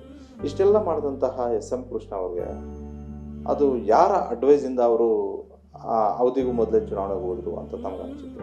ಅದು ನನಗೂ ಅರ್ಥ ಆಗಲ್ಲ. ನಮ್ಮ KPCC ಅಧ್ಯಕ್ಷ ಜನಾರ್ದನ್ ಪೂಜಾರಿ ಇದ್ದರು, ಅವರು ಸಲಹೆ ಕೊಟ್ಟರು ಅಂತ ಹೇಳಿದರು. ಮತ್ತು ಮೇಲ್ಮಟ್ಟದಲ್ಲೂ ಕೂಡ ಅದ್ರ ಬಗ್ಗೆ ವಿಚಾರ ಮಾಡಿದರೆ ಏನಾಗುತ್ತಿಲ್ಲ. ಯಾಕೆಂದರೆ ನಂತರ ಇನ್ನೊಂದಷ್ಟು ಬರಗಾಲ ಬಿಗಡಾಯಿಸ್ಬೋದು ಅನ್ನೋ ದೃಷ್ಟಿಯಿಂದಲೋ ಏನು ಅಂತ ಗೊತ್ತಿಲ್ಲ. ಅಷ್ಟರೊಳಗೆ ಇವೆಲ್ಲ ಜನಪ್ರಿಯ ಕಾರ್ಯಕ್ರಮಗಳು ಜನಸಾಮಾನ್ಯರಿಗೆ ರೀಚ್ ಆಗಿದ್ದು, ಜನರು ಒಳ್ಳೆ ಭಾವನೆಯಿಂದ ಕಾಣ್ತಿದ್ರು. ನಮಗೆಲ್ಲ ಸಾಕಷ್ಟು ಗ್ರ್ಯಾಂಟ್ಸ್ ಕೊಟ್ಟಿದ್ರು ನಮ್ಮ ಕ್ಷೇತ್ರಗಳಿಗೆ. ಈಗ ನಮ್ಮ ಮೂಡಿಗೆರೆ ಟೌನಿಗೆ ಕುಡಿಯೋ ನೀರಿನ ವ್ಯವಸ್ಥೆ ಇರಲಿಲ್ಲ. ಎಲ್ಲೋ ಒಂದು ಸಣ್ಣ ಜರಿಯಿಂದ ನೀರು ಬರ್ತಾಯಿತ್ತು. ಹೇಮಾವತಿ ನದಿಯಿಂದ ನನಗೆ ಅರ್ಬನ್ ವಾಟರ್ ಸಪ್ಲೈ ಸ್ಕೀಮಲ್ಲಿ 5 ಕೋಟಿ ಹಣ ಬಿಡುಗಡೆ ಮಾಡಿದರು. ಅದು ಇನಾಗ್ರೇಷನ್ ಅವ್ರು ಮಾಡಿರೋ, ಅವ್ರ ಕಾಲದಲ್ಲೇ ಇನಾಗ್ರೇಷನ್ ಆಗಿ, ಅದು ಇನಾಗ್ರೇಷನ್ಗೆ ಅವರು ಬಂದಿದ್ದರು. ನಮ್ಮ ಸಿರಿಗೆರೆ ಸ್ವಾಮಿಗಳು ಬಂದಿರೋದು ಫೋಟೋ ನನ್ನ ಕಡೆ ಇದೆ, ನಿಮ್ಮ ಕಡೆ ಕೊಡ್ತೀನಿ ನೋಡಿ. ಆ ಥರ. ಮತ್ತು ಚಿಕ್ಕಮಂಗ್ಳೂರಿಗೆ ಹೊನ್ನಂನಾಳದಿಂದ ನೀರು ಥರ ಪ್ರಾಜೆಕ್ಟು, ಚಿಕ್ಕಮಂಗ್ಳೂರಿಗೆ ಇದಿರಲಿಲ್ಲ, ಸರಿಯಾದ ಒಂದು ಬಸ್ ಸ್ಟ್ಯಾಂಡಿನ ವ್ಯವಸ್ಥೆ ಇರಲಿಲ್ಲ, ಅದನ್ನು ವ್ಯವಸ್ಥೆ ಮಾಡಿಕೊಟ್ರು. ಯಾಕೆಂದರೆ ಇಂದಿರಾ ಗಾಂಧಿ ಕಂಟೆಸ್ಟ್ ಮಾಡಿ ಹೋಗಿದ್ರಲ್ಲ, ಆವಾಗ ಹೊನ್ನಂನಹಳ್ಳದಿಂದ ನೀರು ತರಲಿಕ್ಕೆ ಅವರಿಂದ ಒಂದು ಇದು ಹಾಕಿದ್ರು, ಗುದ್ಲಿ ಪೂಜೆ ಮಾಡಿಸಿದ್ರು. ಮತ್ತು ಕಾಂಗ್ರೆಸ್ ಭವನಕ್ಕೂ ಇದು ಮಾಡಿಸಿದ್ರು. ಹಾಗಾಗಿ ಆ ಯೋಜನೆಯನ್ನು ಪೂರ್ಣ ಮಾಡಬೇಕು ಅಂತ ಹೇಳಿ ಅದಕ್ಕೂ ಅವರು ಹಣ ಕೊಟ್ಟರು. ಚಿಕ್ಕಮಗಳೂರು ಟೌನಿಗೆ ಕುಡಿಯೋಕ್ಕೆ ನೀರು ಕೊಡೋ ವ್ಯವಸ್ಥೆ ಮಾಡಿದರು. ಆಮೇಲೆ ಇನ್ನೊಂದು ಘಟನೆ ಆಯಿತು ನಮ್ಮಲ್ಲಿ. ಆವಾಗ ಈ ಫಾರೆಸ್ಟ್ ಆ್ಯಕ್ಟ್ ಬಂತಲ್ಲ, ಕಾಯ್ದೆ ಪ್ರಕಾರ ಯಾರ್ಯಾರು ಫಾರೆಸ್ಟ್ ಲ್ಯಾಂಡನ್ನು ಒತ್ತುವರಿ ಮಾಡಿದರೆ ಅವ್ರು ಇಮಿಡಿಯೇಟ್ ಎವಿಕ್ಟ್ ಮಾಡಬೇಕು ಅಂತ. ಅದೇ ಸಂದರ್ಭದಲ್ಲಿ ನಮ್ಮ ಶಂಕರ್ದು ಇದಾಯ್ತಲ್ಲ, ಅದೇ ಏರಿಯಾದಲ್ಲಿ ಒಂದು 50-60 ಕುಟುಂಬಗಳ ಮೇಲೆ ಅವ್ರಿಗೆ ಗೊತ್ತಿಲ್ಲ, ಅದಕ್ಕೆ ಫಾರೆಸ್ಟ್ ಯಾವುದು ಅಂತ ಗೊತ್ತಿಲ್ಲ. ಅರ್ಥ ಆಯ್ತಾ? ಇದು ಸ್ಮಾಲ್ ಫಾರೆಸ್ಟು, ಸ್ಟೇಟು, ರಿಸರ್ವ್ ಅಂತ ಇರುತ್ತೆ. ರೋಡ್ ಸೈಡ್ ಇದ್ದ ಜಾಗದಲ್ಲಿ ಗದ್ದೆ ಮಾಡಿಕೊಂಡು ವಾಸವಾಗಿದ್ದರು. ಅವ್ರನ್ನ ಇಮಿಡಿಯೇಟ್ ಎವೆಕ್ಟ್ ಮಾಡಿಬಿಟ್ರು. ಅವ್ರು ಎಲ್ಲಿ ಹೋಗಬೇಕು? ಆಗ ನಾನು ಕೃಷ್ಣ ಅವ್ರಿಗೆ ಹೇಳಿದೆ, ಮರುದಿನ ಇದಿತ್ತು ಗಾಂಧಿ ಜಯಂತಿ, ನೋಡಿ ನಾಳೆ ಗಾಂಧಿ ಜಯಂತಿ, ಅಹಿಂಸಾ ಇದಕ್ಕೆ ನಾವು ಅವಕಾಶ ಮಾಡಿಕೊಡ್ಬಾರ್ದು ಅನ್ನೋದು ಅವ್ರ ಉದ್ದೇಶ ಅಲ್ಲ, ಹಿಂಸಾಚಾರಕ್ಕೆ ಅವಕಾಶ ಕೊಡಬಾರ್ದು ಅಂತ ಉದ್ದೇಶ. ಅದಾಗಿದೆ ನನ್ನ ಕ್ಷೇತ್ರದಲ್ಲಿ. ನನ್ನ ಮನಸ್ಸಿಗೆ ನೋವಾಗಿದೆ ಸರ್, ಇದಕ್ಕೇನಾದರೂ ಮಾಡಬೇಕು, ಅವ್ರಿಗೆ ಇಮಿಡಿಯೇಟ್ ಪುನರ್ವಸತಿಗೆ ವ್ಯವಸ್ಥೆ ಮಾಡಿಕೊಡಿ ಅಂತ. ಅದಕ್ಕೆ ಸ್ಪೆಷಲ್ ಆದ ಗ್ರ್ಯಾಂಟ್ಸ್ ಏನೂ ಇರಲಿಲ್ಲ ಆ ಥರ ಪುನರ್ವಸತಿಗೆ. ಆದರೆ ಅವರ ಮುಖ್ಯಮಂತ್ರಿ ಪರಿಹಾರ ಫಂಡಿಂದ ಒಂದು ಕುಟುಂಬಕ್ಕೆ 60,000 ರೂಪಾಯಿ ಕೊಟ್ಟಿದ್ದಾರೆ. ಆಮೇಲೆ ತಲಾ 2 ಎಕರೆ 180 ಕುಟುಂಬಗಳಿಗೆ ಕೊಟ್ಟಿದ್ದಾರೆ. ಇವತ್ತು ಅವರೆಲ್ಲರೂ ಆರಾಮಾಗಿದ್ದಾರೆ. ಒಂದು ಕಡೆ ಕುನ್ನಳ್ಳಿಲಿದ್ದಾರೆ, ಇನ್ನೊಂದು ಕಡೆ ಅಣಜೂರಲ್ಲಿದ್ದಾರೆ, ಮರಾಬೈಲ್ ಅನ್ನೋ ಕಡೆ ಮನೆ ಕಟ್ಕೊಂಡು 2 ಎಕರೆ ಜಮೀನು ಮಾಡಿಕೊಂಡು ತುಂಬ ಸುಖಿಗಳಾಗಿದ್ದಾರೆ. ಅದೆಲ್ಲ ಅವರು ಆ ತಕ್ಷಣಕ್ಕೆ ನಾವು ಏನೇ ಹೇಳಿದರೂ ಕೂಡ ಸ್ಪಂದಿಸ್ತಿದ್ರು ಅನ್ನೋದಕ್ಕೆ ಇದೊಂದು ಉದಾಹರಣೆ. ಅದನ್ನು ಆಯ್ತು ನೋಡೋಣಮ್ಮ, ಆಯ್ತು ಬಿಟ್ಬಿಡು, ಈಗೆಲ್ಲಿ ಮಾಡೋಕ್ಕಾಗುತ್ತೆ ಆ ಥರ ಹೇಳ್ಬೋದಾಗಿತ್ತಲ್ಲ, ಆ ಥರ ಸ್ಪಂದನೆ ಮಾಡೋರು. ನೀವು ಇಂಥ ತಾಳ್ಮೆಯ ಎಸ್ ಎಂ ಕೃಷ್ಣ ಅವರನ್ನು 5 ವರ್ಷಗಳ ಕಾಲ ತಾವು 4.5 ವರ್ಷಗಳ ಕಾಲ ತಾವು ಕೂಡ ಮಂತ್ರಿ ಆಗಿದ್ದರು ಕ್ಯಾಬಿನೆಟಲ್ಲಿ. ಯಾವತ್ತಾದರೂ ಸಿಟ್ಟು ಸಿಡುಕಿನ ಭಾವ ಇರುವಂಥವ್ರನ್ನು ನೋಡಿದ್ರಾ ಅಂತ? ಖಂಡಿತ ಇಲ್ಲಪ್ಪ. ನಾ ಹೇಳಿದ್ನಲ್ಲ, ಯಾವತ್ತೂ ತಾಳ್ಮೆಗೆಟ್ಟು ಯಾರ ಜೊತೆ ನಡ್ಕೊಂಡಿದ್ದು ನೋಡಿಲ್ಲ. ಎಷ್ಟೇ ಕಠಿಣವಾಗಿ ರಾಜ್ಕುಮಾರ್ ಅಪಹರಣ ಆದಾಗ ಮೇಲ್ಮನೆಯಲ್ಲಿ ನಮ್ಮ ಕೆಲವು ಇವರು ಯಡಿಯೂರಪ್ಪನವರು, ತಂಗ ಅವರು, ಡಾಕ್ಟರ್ ತಂಗ, ರಾಮಚಂದ್ರೇಗೌಡ, ಎಷ್ಟು ಒಂಥರ ಹಳ್ಳಿ ಕಡೆ ಮಂಗಳೂರು ಕಡೆ ಇದು ದರ್ಶನ ಬರೋದು ಅಂತಾರೆ ನೋಡಿ, ದರ್ಶನ ಬಂದರಂಗೆ ಇದು ಮಾಡಿಕೊಂಡು ಗಲಾಟೆ ಕೂಗಾಡ್ತಿದ್ರು. ಅದ್ಯಾರೋ ಒಬ್ಬರು ಅದರಲ್ಲಿ ಇದ್ರ ಮೇಲೆ ಸೀಟ್ ಮೇಲೆ ನಿಂತ್ಕೊಂಡಿದ್ರು. ಆಗಿದ್ದರೂ ಕೂಡ ಕೃಷ್ಣ ಅವರು ತಾಳ್ಮೆಗೆಡಲಿಲ್ಲ. ಅವ್ರನ್ನೆಲ್ಲ ಕೂತ ಮೇಲೆ ಅವ್ರು ಮಾತಾಡಿ ಮುಗೀತಾ ಅಂಥೇಳಿ ಭಾಳ ತಾಳ್ಮೆಯಿಂದ ಎದ್ದು ನಿಂತ್ಕೊಂಡು ಅವರಿಗೆ ಉತ್ತರ ಹೇಳ್ತಾರೆ. ಅದಕ್ಕೆ ರಾಜ್ಕುಮಾರ್ ಅಪಹರಣಕ್ಕೆ ಸರ್ಕಾರ ಹೊಣೆಯಲ್ಲ, ಜನ ಹೊಣೆಯಲ್ಲ, ಯಾರೂ ಹೊಣೆಯಲ್ಲ. ಅದೊಂದು ನಮಗೆ ಬಂದಿರೋಂಥ ದುರಂತ, ದುರ್ಘಟನೆ. ಅದನ್ನು ನಿರ್ವಹಿಸಬೇಕು ಸರ್ಕಾರ. ಸರ್ಕಾರದ ಜವಾಬ್ದಾರಿ ಹೊತ್ತಿರೋ ನಾವು ನಿರ್ವಹಿಸ್ತೀವಿ. ಖಂಡಿತ ರಾಜ್ಕುಮಾರ್ನ ಬಿಡುಗಡೆ ಮಾಡ್ಕೊಂಡು ಬರ್ತೀವಿ ಅನ್ನೋ ಮಾತನ್ನೇ ಹೇಳಿದರು. ತುಂಬ ಯಾವತ್ತೂ ತಾಳ್ಮೆಗೆಟ್ಟಿಲ್ಲ ಅಂತ ಒಂದು ವ್ಯಕ್ತಿತ್ವ ಅವ್ರದ್ದು. ನಾನು ಎಷ್ಟೋ ಸಾರಿ ಮನಸ್ಸಿಗೆ ನೋವಾದಾಗ ಅವ್ರ ಹತ್ರ ಹೋಗಿ ಹೇಳಿದ್ದೀನಿ, ನನಗೆ ಈ ಥರ ಮನಸ್ಸಿಗೆ ಬೇಜಾರಾಗಿದೆ, ಊರಲ್ಲಿ ಈ ಥರ ಗಲಾಟೆ ಮಾಡ್ತಾರೆ ಅದು ಎಲ್ಲ ಹೇಳಿದಾಗ ಅವರು ಹೇಳಿದ್ದಾರೆ, ನೋಡಿ ಮೋಟಮ್ನವರೇ, ನನಗೂ ಊರಲ್ಲಿ ಅವರು ಸೋಮನಹಳ್ಳಿಲಿ ಏನೋ ಯಾರೋ ಲೇಬರ್ ಇವ್ರನ್ನ ಸರಳಲ್ಲಿ ಕಟ್ಟಿ ಹಾಕಿದ್ರಂತೆ. ಏನು ಹೇಳ್ತಾರೆ, ಬಾಂಡೆಡ್ ಲೇಬರ್, ಅವ್ರಿಗೆ ಕೆಟ್ಟ ಹೆಸರು ತರಲಿಕ್ಕೆ. ಹಾಗೆ ನನ್ನ ಮನೆ ಕಲ್ಲು ಹೊಡೆದಿದ್ರು. ಯಾಕೆ ಅಂತ ಹೇಳಿದರೆ, ಯಾವುದೋ ಒಂದು APMC ಎಲೆಕ್ಷನ್ ಆಗಿ ಎಲೆಕ್ಟ್ ಆದವನು BJP ಕಡೆಯವನು ಅಂತ ಅವರು, ಕಾಂಗ್ರೆಸ್ನವರು ನಾವು ಅವನಿಗೆ ಇದು ಕಟ್ಟಿರೋದು ಏನಂತೀವಿ ಡೆಪಾಸಿಟು, ನಮ್ಮ ಮನೆ ಕರ್ಕೊಂಡು ಬಂದಿದ್ದಾರೆ. ನಾನು ಮಂತ್ರಿಯಾಗಿ ಚಿಕ್ಕಮಗಳೂರಿನಲ್ಲಿ ಮಹಿಳಾ ಬ್ಯಾಂಕ್ ಓಪನ್ಗೆ ಹೋಗಿದ್ದೀನಿ. ಈ ಘಟನೆಗೂ ನನಗೂ ಅರಿವೇ ಇಲ್ಲ. ಆದರೆ ಈ BJPಯವ್ರು ಅಷ್ಟು ಜನ ಬಂದ್ಬಿಟ್ಟು ನಮ್ಮ ಮನೆ ಮುಂದೆ ಜಲ್ಲಿ ಹಾಕಿದರು ರೋಡ್ ಮಾಡಲಿಕ್ಕೆ. ಎಲ್ಲ ಕಲ್ಲು ಹೊಡೆದು, ಬಾಗಿಲು ಮುರಿದು, ಕಿಟಕಿ ಮುರಿದು ಇದಾಕಿದ್ರು. ತುಂಬ ದುಃಖ ಆಯಿತು ನನಗೆ. ನಾನು ತುಂಬ ನೋಡಿ ಮೋಟಮ್ನವರೇ, ನಾವು ಇದಕ್ಕೋಸ್ಕರ ಮನಸ್ಸನ್ನು ಹಾಳು ಮಾಡ್ಕೊಳ್ಬಾರ್ದು. ಅವರು ಕಲ್ಲು ಎಸ್ತಾರೆ, ಅದನ್ನು ಹೂವು ಅಂತ ನಾವು ಅಂದರೆ ರಿಸೀವ್ ಮಾಡಬೇಕು. ಎದೆಗುಂಡ್ಬೇಡಿ, ನಾನಿದ್ದೀನಿ ನಿಮ್ಮ ಜೊತೆ ಅಂತ ಹೇಳಿ ಆ ಥರ ಅವರು ನನಗೆ ಅವತ್ತು ಸಮಾಧಾನ ಹೇಳಿದರು. ಅದನ್ನು ನಾನು ಇನಾಗ್ರೇಷನಿಗೆ ಬಂದಿದ್ದೆ, ವಾಟರ್ ಸಪ್ಲೈ ಇನಾಗ್ರೇಷನಿಗೆ ಬಂದಾಗಲೂ ಹೇಳಿಕೊಂಡು ಬೇಜಾರು ಮಾಡ್ಕೊಂಡೆ. ಆಮೇಲೆ ಇನ್ನೊಂದು ಸರಿ ನನಗೆ ತುಂಬ ಹೊಗಳಿದ್ರು. CWC ಮೆಂಬರ್ ಆದಾಗ ಮೋಟಮ್ಮ CWC ಮೆಂಬರ್ನ ನೇಮಕ ಮಾಡಿದ್ದು ನನಗೆ ಭಾಳ ಹೆಮ್ಮೆ ತಂದಿದೆ. ನನ್ನ ಸಹೋದರಿ ಇದ್ದಂಗೆ, ನಮ್ಮೂರಿನ ಸೊಸೆ, ಶುದ್ಧ ಹಸ್ತದ ಹೆಣ್ಮಗಳು, ನಿಷ್ಕಲ್ಮಶ ಮನಸ್ಸಿನವರು ಅಂತ ಹೇಳಿ ತುಂಬ ಮಾತಾಡಿದ್ರು ನನ್ನ ಬಗ್ಗೆ.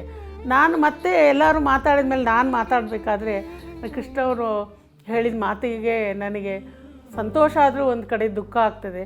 ನಾನು ಶುದ್ಧ ಹಸ್ತ ಇಟ್ಕೊಂಡು ನಾನು ಈಗ ಏನು ಮಾಡಬೇಕಾಯ್ತು ಹೇಳಿ ಏನೂ ಮಾಡಲಿಕ್ಕಾಗಲಿಲ್ಲ. 3ನೇ ಸಾರಿ MLA. ನಾನೊಂದು ಮನೆ ಮಾಡಲಿಕ್ಕಾಗಿಲ್ಲ ಬೆಂಗಳೂರಿನಲ್ಲಿ. ಮಕ್ಕಳನ್ನು ಹಾಸ್ಟೆಲಲ್ಲಿ ಇಟ್ಟಿದ್ದೀನಿ. ರಜದ ದಿನಗಳಲ್ಲಿ ಹೋಟೆಲಲ್ಲಿ ಇಡಬೇಕಾದ ಪ್ರಸಂಗ ಬರ್ತದೆ ಅಂತ ಹೇಳಿಬಿಟ್ಟು ನನಗೆ ದುಃಖನೇ ಬಂದುಬಿಡ್ತು. ನಾನು ತುಂಬ ಬೇಗ ಎಮೋಷನಲ್ ಆಗ್ತೀನಿ. ಆಮೇಲೆ ಕೃಷ್ಣ ಅವ್ರು ಹೇಳಿದರು, ಅಳಬಾರ್ದು ಮೋಟಮ್ಮನವರೇ, ಬನ್ನಿ ಇಲ್ಲಿ ನೀವು ಕೂತ ಮೇಲೆ ಹೇಳಿದರು, ನೀವು ಮನೆ ಕಟ್ಟಬೇಕಲ್ಲ, ಮನೆ ಕಟ್ಟಬೇಕು, ನಾನು ಸಹಾಯ ಮಾಡ್ತೀನಿ, ಮನೆ ಕಟ್ಟಬೇಕು. ಅಥವಾ ಯಾವುದಾದ್ರು ಏನು ಕಟ್ಟಿದ ಮನೆ ಇತ್ತವಲ್ಲ, ಏನು ಹೇಳ್ತಾರೆ ಅದಕ್ಕೆ, ಸ್ಟೇ ಹೌಸಸ್, ಅದಿದ್ದರೆ ಹುಡುಕಿಸಿ ಅದು ಮಂಜೂರು ಮಾಡೋಣ ಅಂತ ಹೇಳಿದರು. ನಾನು ಅದು ಮಾಡಲಿಕ್ಕೆ ಸಾಧ್ಯ ಆಗಲಿಲ್ಲ. MLA ಸೊಸೈಟಿಯಿಂದ ಒಂದು ಸೈಟ್ ಇದೆ ಸರ್ ಅಂತ ಹೇಳಿದೆ ನಾನು, ಅಲ್ಲೇ ಕಟ್ಟಿ ಅಂತ ಹೇಳಿದರು. ಕಟ್ಟಬೇಕಾದ್ರೆ ತಕ್ಷಣ ನಂಗೆ ಸಾಧ್ಯ ಆಗಲ್ಲ ಸರ್, ಹಣಂತೂ ಪ್ರಾಬ್ಲಮ್ ಬರುತ್ತೆ, ನಾನು ಸಹಾಯ ಮಾಡ್ತೀನಿ, ನಿಮ್ಗೆ ಎಷ್ಟಾಗುತ್ತೆ ಅಷ್ಟನ್ನು ಖರ್ಚು ಮಾಡಿ ಕಟ್ಟೋಕ್ಕೆ ಪ್ರಯತ್ನ ಮಾಡಿ ಅಂದರು.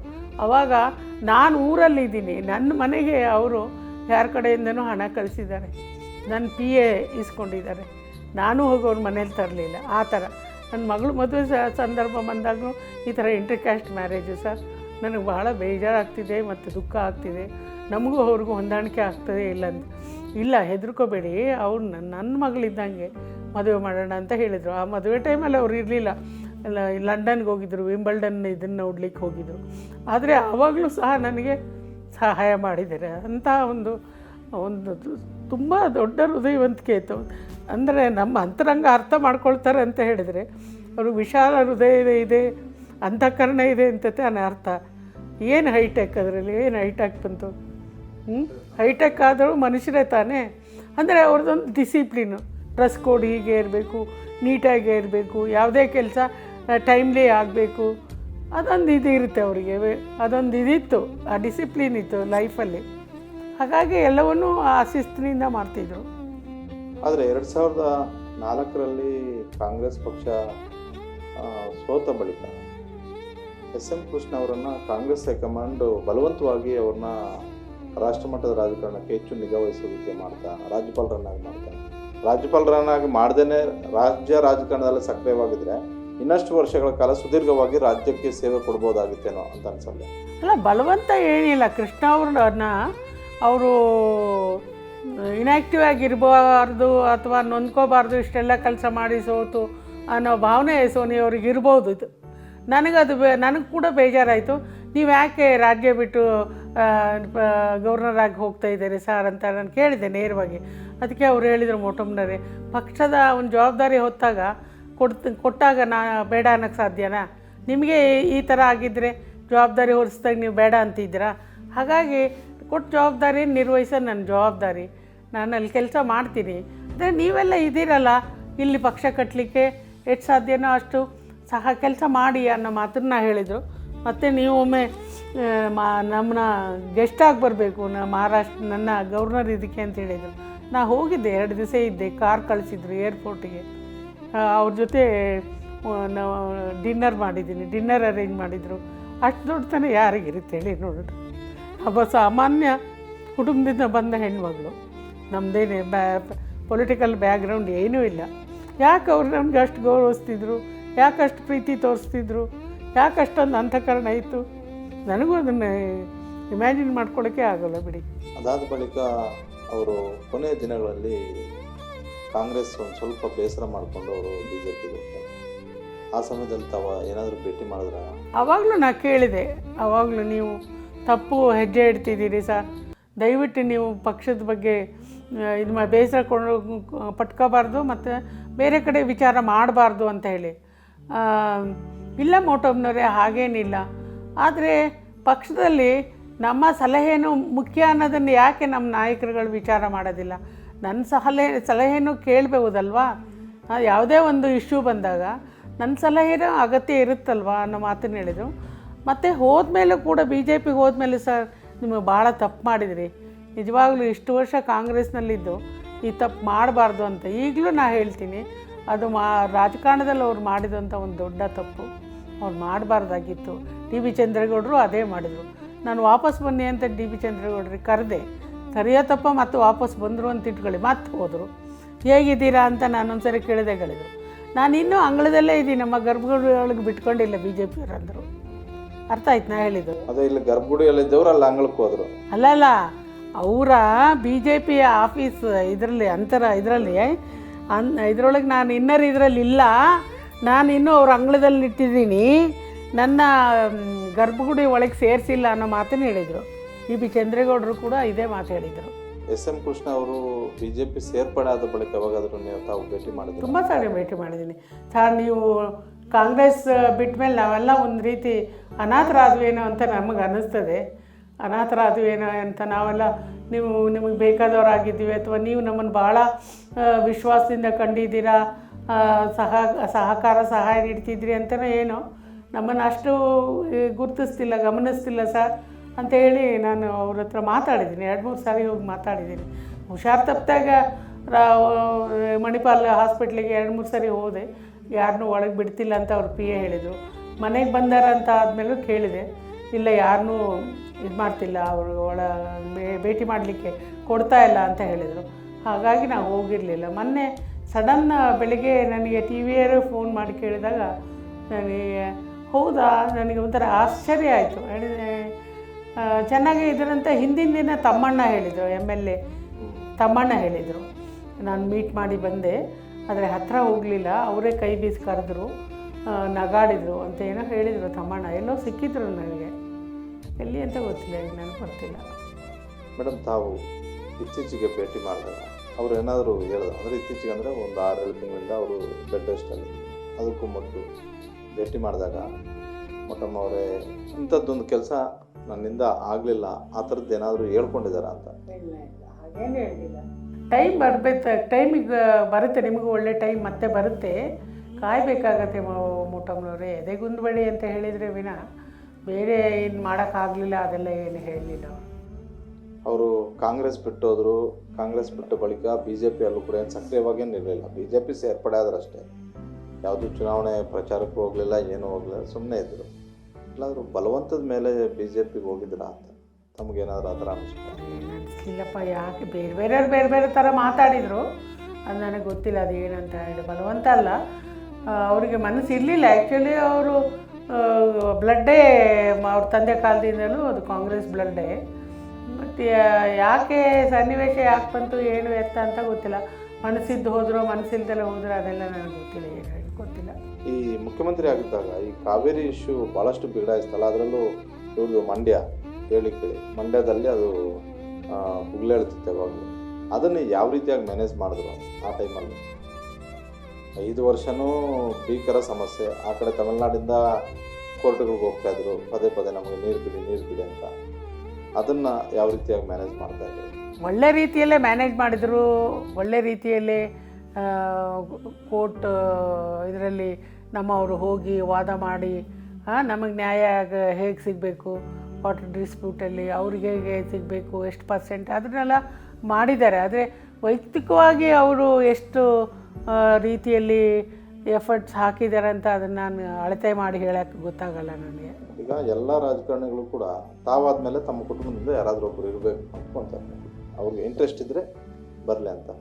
SM ಕೃಷ್ಣ ಅವರು ಯಾವತ್ತೂ ಕೂಡ ತಮ್ಮ ಕುಟುಂಬದವ್ರನ್ನ ಯಾರನ್ನೂ ಮುಂದೆ ತರಲಿಲ್ವ ರಾಜಕಾರಣಕ್ಕೆ? ಇಲ್ಲ ತರೋದಕ್ಕೆ ಅವರು ಅವ್ರ ಮನೆಯಲ್ಲೂ ಯಾರೂ ಒಪ್ಕೊಳ್ಳಿಲ್ವ? ಅದು ನನಗೆ ಗೊತ್ತಿಲ್ಲಪ್ಪ. ನಾನು ಅಷ್ಟೇ, ನಾವೇನು ರಾಜಕಾರಣಕ್ಕೆ ನನ್ನ ಮಗಳು ತರಲೇಬೇಕು ಅಂತ ನಾವೇನು ವಿಚಾರ ಮಾಡಿದವಳಲ್ಲ. ನನಗೂ 2 ಗಂಡು ಮಕ್ಕಳಿದ್ದಾರೆ, ಅವ್ರೂ ನಾನು ಮುಂದೆ ಬಿಡ್ಬೋದಾಗಿತ್ತು. ಬಟ್ ನಾವು ರಾಜಕಾರಣಕ್ಕೆ ಅವರವರ ಆಸಕ್ತಿ ಮಕ್ಕಳಿಗೆ. ಈಗ ನಮ್ಮ ಅಪ್ಪ ಅಮ್ಮ ನನಗೇನು ರಾಜಕಾರಣಕ್ಕೆ ಬರಬೇಕು ಅಂತೇನು ಬೆಂಬಲಿಸಿರ್ಲಿಲ್ವಲ್ಲ, ಅದು ಅವರು ಕುಟುಂಬದವರ ರಾಜಕೀಯ ಇದ್ರ ಮೇಲೆ ಹೋಗುತ್ತೆ, ಅದು ಚಟುವಟಿಕೆಗಳ ಮೇಲೆ, ಅವರ ಏನು ಹೇಳ್ತಾರೆ ಇಂಟೆನ್ಷನ್ ಮೇಲೆ ಹೋಗುತ್ತೆ. ಇಂಟ್ರೆಸ್ಟ್ ಅವ್ರಿಗೆ ಆಸಕ್ತಿ ಇದ್ದರೆ ಬರ್ಬೋದು. ಇಂಟೆನ್ಷನ್ನು ಇಂಟ್ರೆಸ್ಟ್ ಎರಡೂ ಸೇರುತ್ತೆ. ಎರಡೂ ಇದ್ದರೆ ಬರ್ಬೋದು. ಇಂಟೆನ್ಷನ್ ಇಟ್ಕೊಂಡು ನನ್ನ ಮಗ ಈಗ ದೇವೇಗೌಡರ ಕುಟುಂಬದಲ್ಲಿ ಎಲ್ಲರೂ ಬಂದಿಲ್ವಾ, ಅದು ಒಂದು ರೀತಿ ಇಂಟೆನ್ಷನ್ ಅಂತ ಹೇಳಕ್ಕೆ ಬರಲ್ವಾ, ಹೇಳ್ಬೋದಲ್ವಾ? ಹಾಗೆ ಎಲ್ಲರೂ ಪ್ರಯತ್ನ ಮಾಡ್ತಾರೆ ಅಂತ ಹೇಳಕ್ಕೆ ಬರೋದಿಲ್ಲ ಅಲ್ವಾ? ಕೊನೆಯದಾಗಿ ಮೇಡಮ್, ತಾವು ನಮ್ಮ ಜೊತೆ ಇದ್ದಂತಹ 92 ವರ್ಷಗಳ ಹಿರಿಯರು ನಮ್ಮ ಜೊತೆ ಇವತ್ತಿಲ್ಲ, ಅವ್ರ ಬಗ್ಗೆ ಏನು ಹೇಳಕ್ಕೆ ಬಯಸ್ತೀವಿ ಕೊನೆಯದಾಗಿ? ಅದು ನಿಜವಾಗ್ಲೂ ಮತ್ತೆ ಹುಟ್ಟಿ ಬರಬೇಕು ಕೃಷ್ಣ ಅಂತ ನಾಯಕರ ರಾಜ್ಯಕ್ಕೆ ಅಂತ ಹೇಳಿ ನಾನು ದೇವರಲ್ಲಿ ಪ್ರಾರ್ಥನೆ ಮಾಡ್ತೀನಿ. ಅಂಥ ರಾಜಕಾರಣದ ಅವರ ಒಂದು ಆದರ್ಶವನ್ನು ಇವತ್ತಿನ ರಾಜಕಾರಣಿಗಳು ಪಾಲನೆ ಮಾಡಬೇಕಾಗತ್ತೆ ಮತ್ತು ಆದರ್ಶವಾಗಿ ಇಟ್ಕೊಂಡು ನಡ್ಕೊಳ್ಬೇಕಾಗತ್ತೆ. ಅವ್ರ ಹಾಗೆ ನಾನು ಒಳ್ಳೆ ಆಡಳಿತ ಕೊಡಬೇಕು, ಅವ್ರ ಹಾಗೆ ನಾನು ಜನರನ್ನ ನಡೆಸ್ಕೊಳ್ಬೇಕು, ಅವ್ರ ಹಾಗೆ ನಾನು ಈ ರಾಜ್ಯದಲ್ಲಿ ಒಬ್ಬ ಒಳ್ಳೆಯ ರಾಜಕಾರಣಿ ಅನ್ನಿಸ್ಕೋಬೇಕು ಅನ್ನೋ ಒಂದು ಇದು ಬರಬೇಕು ಎಲ್ಲರಿಗೂ. ಅದಿಲ್ಲದಲೇ ಐ ಆಮ್ ರೆಡಿ ಫಾರ್ ಮುಖ್ಯಮಂತ್ರಿ ಅಂತ ಹೇಳ್ತಾರಲ್ಲ, ಈ ವಿರೋಧ ಪಕ್ಷದವರು ಟೀಕೆ ಹೇಳ್ತಾರಲ್ಲ, ಎಲ್ಲರೂ ಈ ಬಸ್ಸಲ್ಲಿ ಸೀಟಿಗೆ ರಿಸರ್ವ್ ಮಾಡ್ತಾರೆ, ಹಳ್ಳಿಯವರಾಗಿ ಟವಲ್ ಹಾಕ್ತಿದ್ದಾರೆ. ಅದಕ್ಕೆ ನಾನು ರೆಡಿ ಅಂತ ಹೇಳೋದಿದೆಯಲ್ಲ, ಅದು ಸರಿಯಲ್ಲ. ನಾವು ನಮ್ಮ ಜವಾಬ್ದಾರಿ ಎಷ್ಟರ ಮಟ್ಟಿಗೆ ನಮಗೆ ಜವಾಬ್ದಾರಿ ಬಂದಿದೆ, ಇದು ನಿರ್ವಹಿಸಲಿಕ್ಕೆ ನಾನು ಎಷ್ಟರ ಮಟ್ಟಿಗೆ ಸಮರ್ಥ ಅನ್ನೋ ಯೋಚನೆಯೂ ನಮಗಿರಬೇಕಲ್ಲ.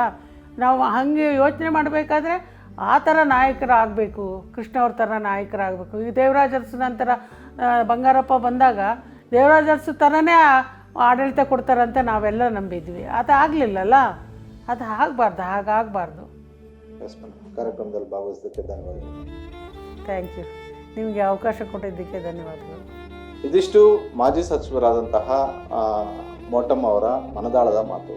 SM ಕೃಷ್ಣ ಅವರ ಅವಧಿಯಲ್ಲಿ ಮಹಿಳಾ ಮತ್ತು ಮಕ್ಕಳ ಕಲ್ಯಾಣ ಇಲಾಖೆಯ ಸಚಿವರಾಗಿ 4 ವರ್ಷಗಳ ಕಾಲ ಸಂಪೂರ್ಣ ಅವಧಿಯ ಸಚಿವರಾಗಿಯೂ ಕೂಡ ಕೆಲಸ ಮಾಡಿದ್ರು. ನಾನು ಯಾವ ಕೆಲಸವನ್ನು ಹೇಳಿದ್ನೋ ಅದನ್ನು ಯಾವುದೇ ಹಿಂದೆ ಮುಂದೆ ನೋಡದೆ ಆ ಕೆಲಸಗಳಿಗೆ ಮುನ್ನುಗ್ಗಿ ಅನ್ನುವಂಥ ಒಂದು ಸಲಹೆಯನ್ನು ಎಸ್ ಎಂ ಕೃಷ್ಣ ಅವರು ಕೊಟ್ಟಿದ್ದರು ಅನ್ನುವಂಥದ್ದು ಇವತ್ತು ಸ್ತ್ರೀಶಕ್ತಿ ಬೆಳೆಯೋದಕ್ಕೆ ನನ್ನ ಒಂದು ಯೋಚನೆ ಜೊತೆಗೆ ಎಸ್ ಎಂ ಕೃಷ್ಣ ಅವರ ಒಂದು ಕಲ್ಪನೆ ಎರಡೂ ಸೇರಿ ಸೋನಿಯಾ ಗಾಂಧಿ ಅವರು ಬಂದಿದ್ದರಿಂದ ಆ ಯೋಜನೆ ಇವತ್ತಿಗೂ ಕೂಡ ರಾಜ್ಯದಲ್ಲಿ ಇರುವಂಥದ್ದು. ಹಲವು ಕುಟುಂಬಗಳು ಆ ಯೋಜನೆಯಿಂದ ಇವತ್ತು ಒಂದು ಬೆಳಕನ್ನಾಗಿ ಪರಿವರ್ತಿಸಿಕೊಂಡಿದೆ. ಹೀಗಾಗಿ ಪ್ರತಿಯೊಬ್ಬ ಮಹಿಳಾ ಸ್ತ್ರೀಶಕ್ತಿ ಸಂಘದಲ್ಲಿರುವಂತಹ ಮನೆಗಳಲ್ಲಿ, ಸ್ತ್ರೀಶಕ್ತಿ ಸಂಘದಲ್ಲಿರುವಂಥ ಸದಸ್ಯರುಗಳ ಮನೆಗಳಲ್ಲಿ ಎಸ್ ಎಂ ಕೃಷ್ಣ ಅವರ ಫೋಟೋ ಇರಬೇಕು, ಸೋನಿಯಾ ಗಾಂಧಿ ಅವರ ಫೋಟೋ ಇರಬೇಕು ಅನ್ನುವಂಥ ಒಂದು ಮಾತನ್ನು ಹೇಳ್ತಾ ಇದ್ದಾರೆ. ಎಸ್ ಎಂ ಕೃಷ್ಣ ಅವರು hifi life, S M Krishna ಅವರು ಹೈಟೆಕ್ ಲೈಫು, ಈ ರೀತಿಯಾದಂತಹ ಒಂದು ಅಪವಾದವನ್ನು ಎಸ್ ಎಂ ಕೃಷ್ಣ ಅವರು ಕಟ್ಕೊಳ್ಬೇಕಾಗಿತ್ತು. ನೋಡಿ, ಕೆಲವು ಸಾರಿ ಮನುಷ್ಯನ ಅಂತರಂಗ ಅರ್ಥ ಆಗಿರೋದಿಲ್ಲ. ಅವತ್ತು ಅವರು ಯೋಚನೆ ಮಾಡಿ ಯಶಸ್ವಿನಿ ಯೋಜನೆ ತಂದಿದ್ದು ಅದೊಂದು ಬಡವರಿಗೆ, ಇಂಥ ಕಾಯಿಲೆಯಿಂದ ಯಾರು ನರಳ್ತಿದ್ರು ಅವರಿಗೆ ಮರುಜೀವನ ಕೊಟ್ಟಂಗೆ. ನಮ್ಮ ಜೊತೆ ಇದ್ದಂತಹ 92 ವರ್ಷಗಳ ಹಿರಿಯರು ನಮ್ಮ ಜೊತೆ ಇವತ್ತಿಲ್ಲ. ಮತ್ತೆ ಹುಟ್ಟಿ ಬರಬೇಕು ಕೃಷ್ಣ ಅಂತ ನಾಯಕರ ರಾಜ್ಯಕ್ಕೆ ಅಂತ ಹೇಳಿ ನಾನು ದೇವರಲ್ಲಿ ಪ್ರಾರ್ಥನೆ ಮಾಡ್ತೀನಿ. ಈ ವಿರೋಧ ಪಕ್ಷದವರು ಟೀಕೆ ಹೇಳ್ತಾರಲ್ಲ, ಎಲ್ಲರೂ ಈ ಬಸ್ಸಲ್ಲಿ ಸೀಟಿಗೆ ರಿಸರ್ವ್ ಮಾಡ್ತಾರೆ, ಹಳ್ಳಿಯವರಾಗಿ ಟವಲ್ ಹಾಕ್ತಿದ್ದಾರೆ. ಅದಕ್ಕೆ ನಾನು ರೆಡಿ ಅಂತ ಹೇಳೋದಿದೆಯಲ್ಲ, ಅದು ಸರಿಯಲ್ಲ. ನೀವು ಇಂಥ ತಾಳ್ಮೆಯ ಎಸ್ ಎಂ ಕೃಷ್ಣ ಅವರನ್ನು 5 ವರ್ಷಗಳ ಕಾಲ ತಾವು 4 ವರ್ಷಗಳ ಕಾಲ ತಾವು ಕೂಡ ಮಂತ್ರಿ ಆಗಿದ್ರು ಕ್ಯಾಬಿನೆಟಲ್ಲಿ. ಯಾವತ್ತಾದರೂ ಸಿಡುಕಿನ ಭಾವ ಇರುವಂಥವ್ರನ್ನ ನೋಡಿದ್ರ ಅಂತ? ಖಂಡಿತ ಇಲ್ಲಪ್ಪ. ನಾ ಹೇಳಿದ್ನಲ್ಲ, ಯಾವತ್ತೂ ತಾಳ್ಮೆಗೆಟ್ಟು ಯಾರ ಜೊತೆ ನಡ್ಕೊಂಡಿದ್ದು ನೋಡಿಲ್ಲ.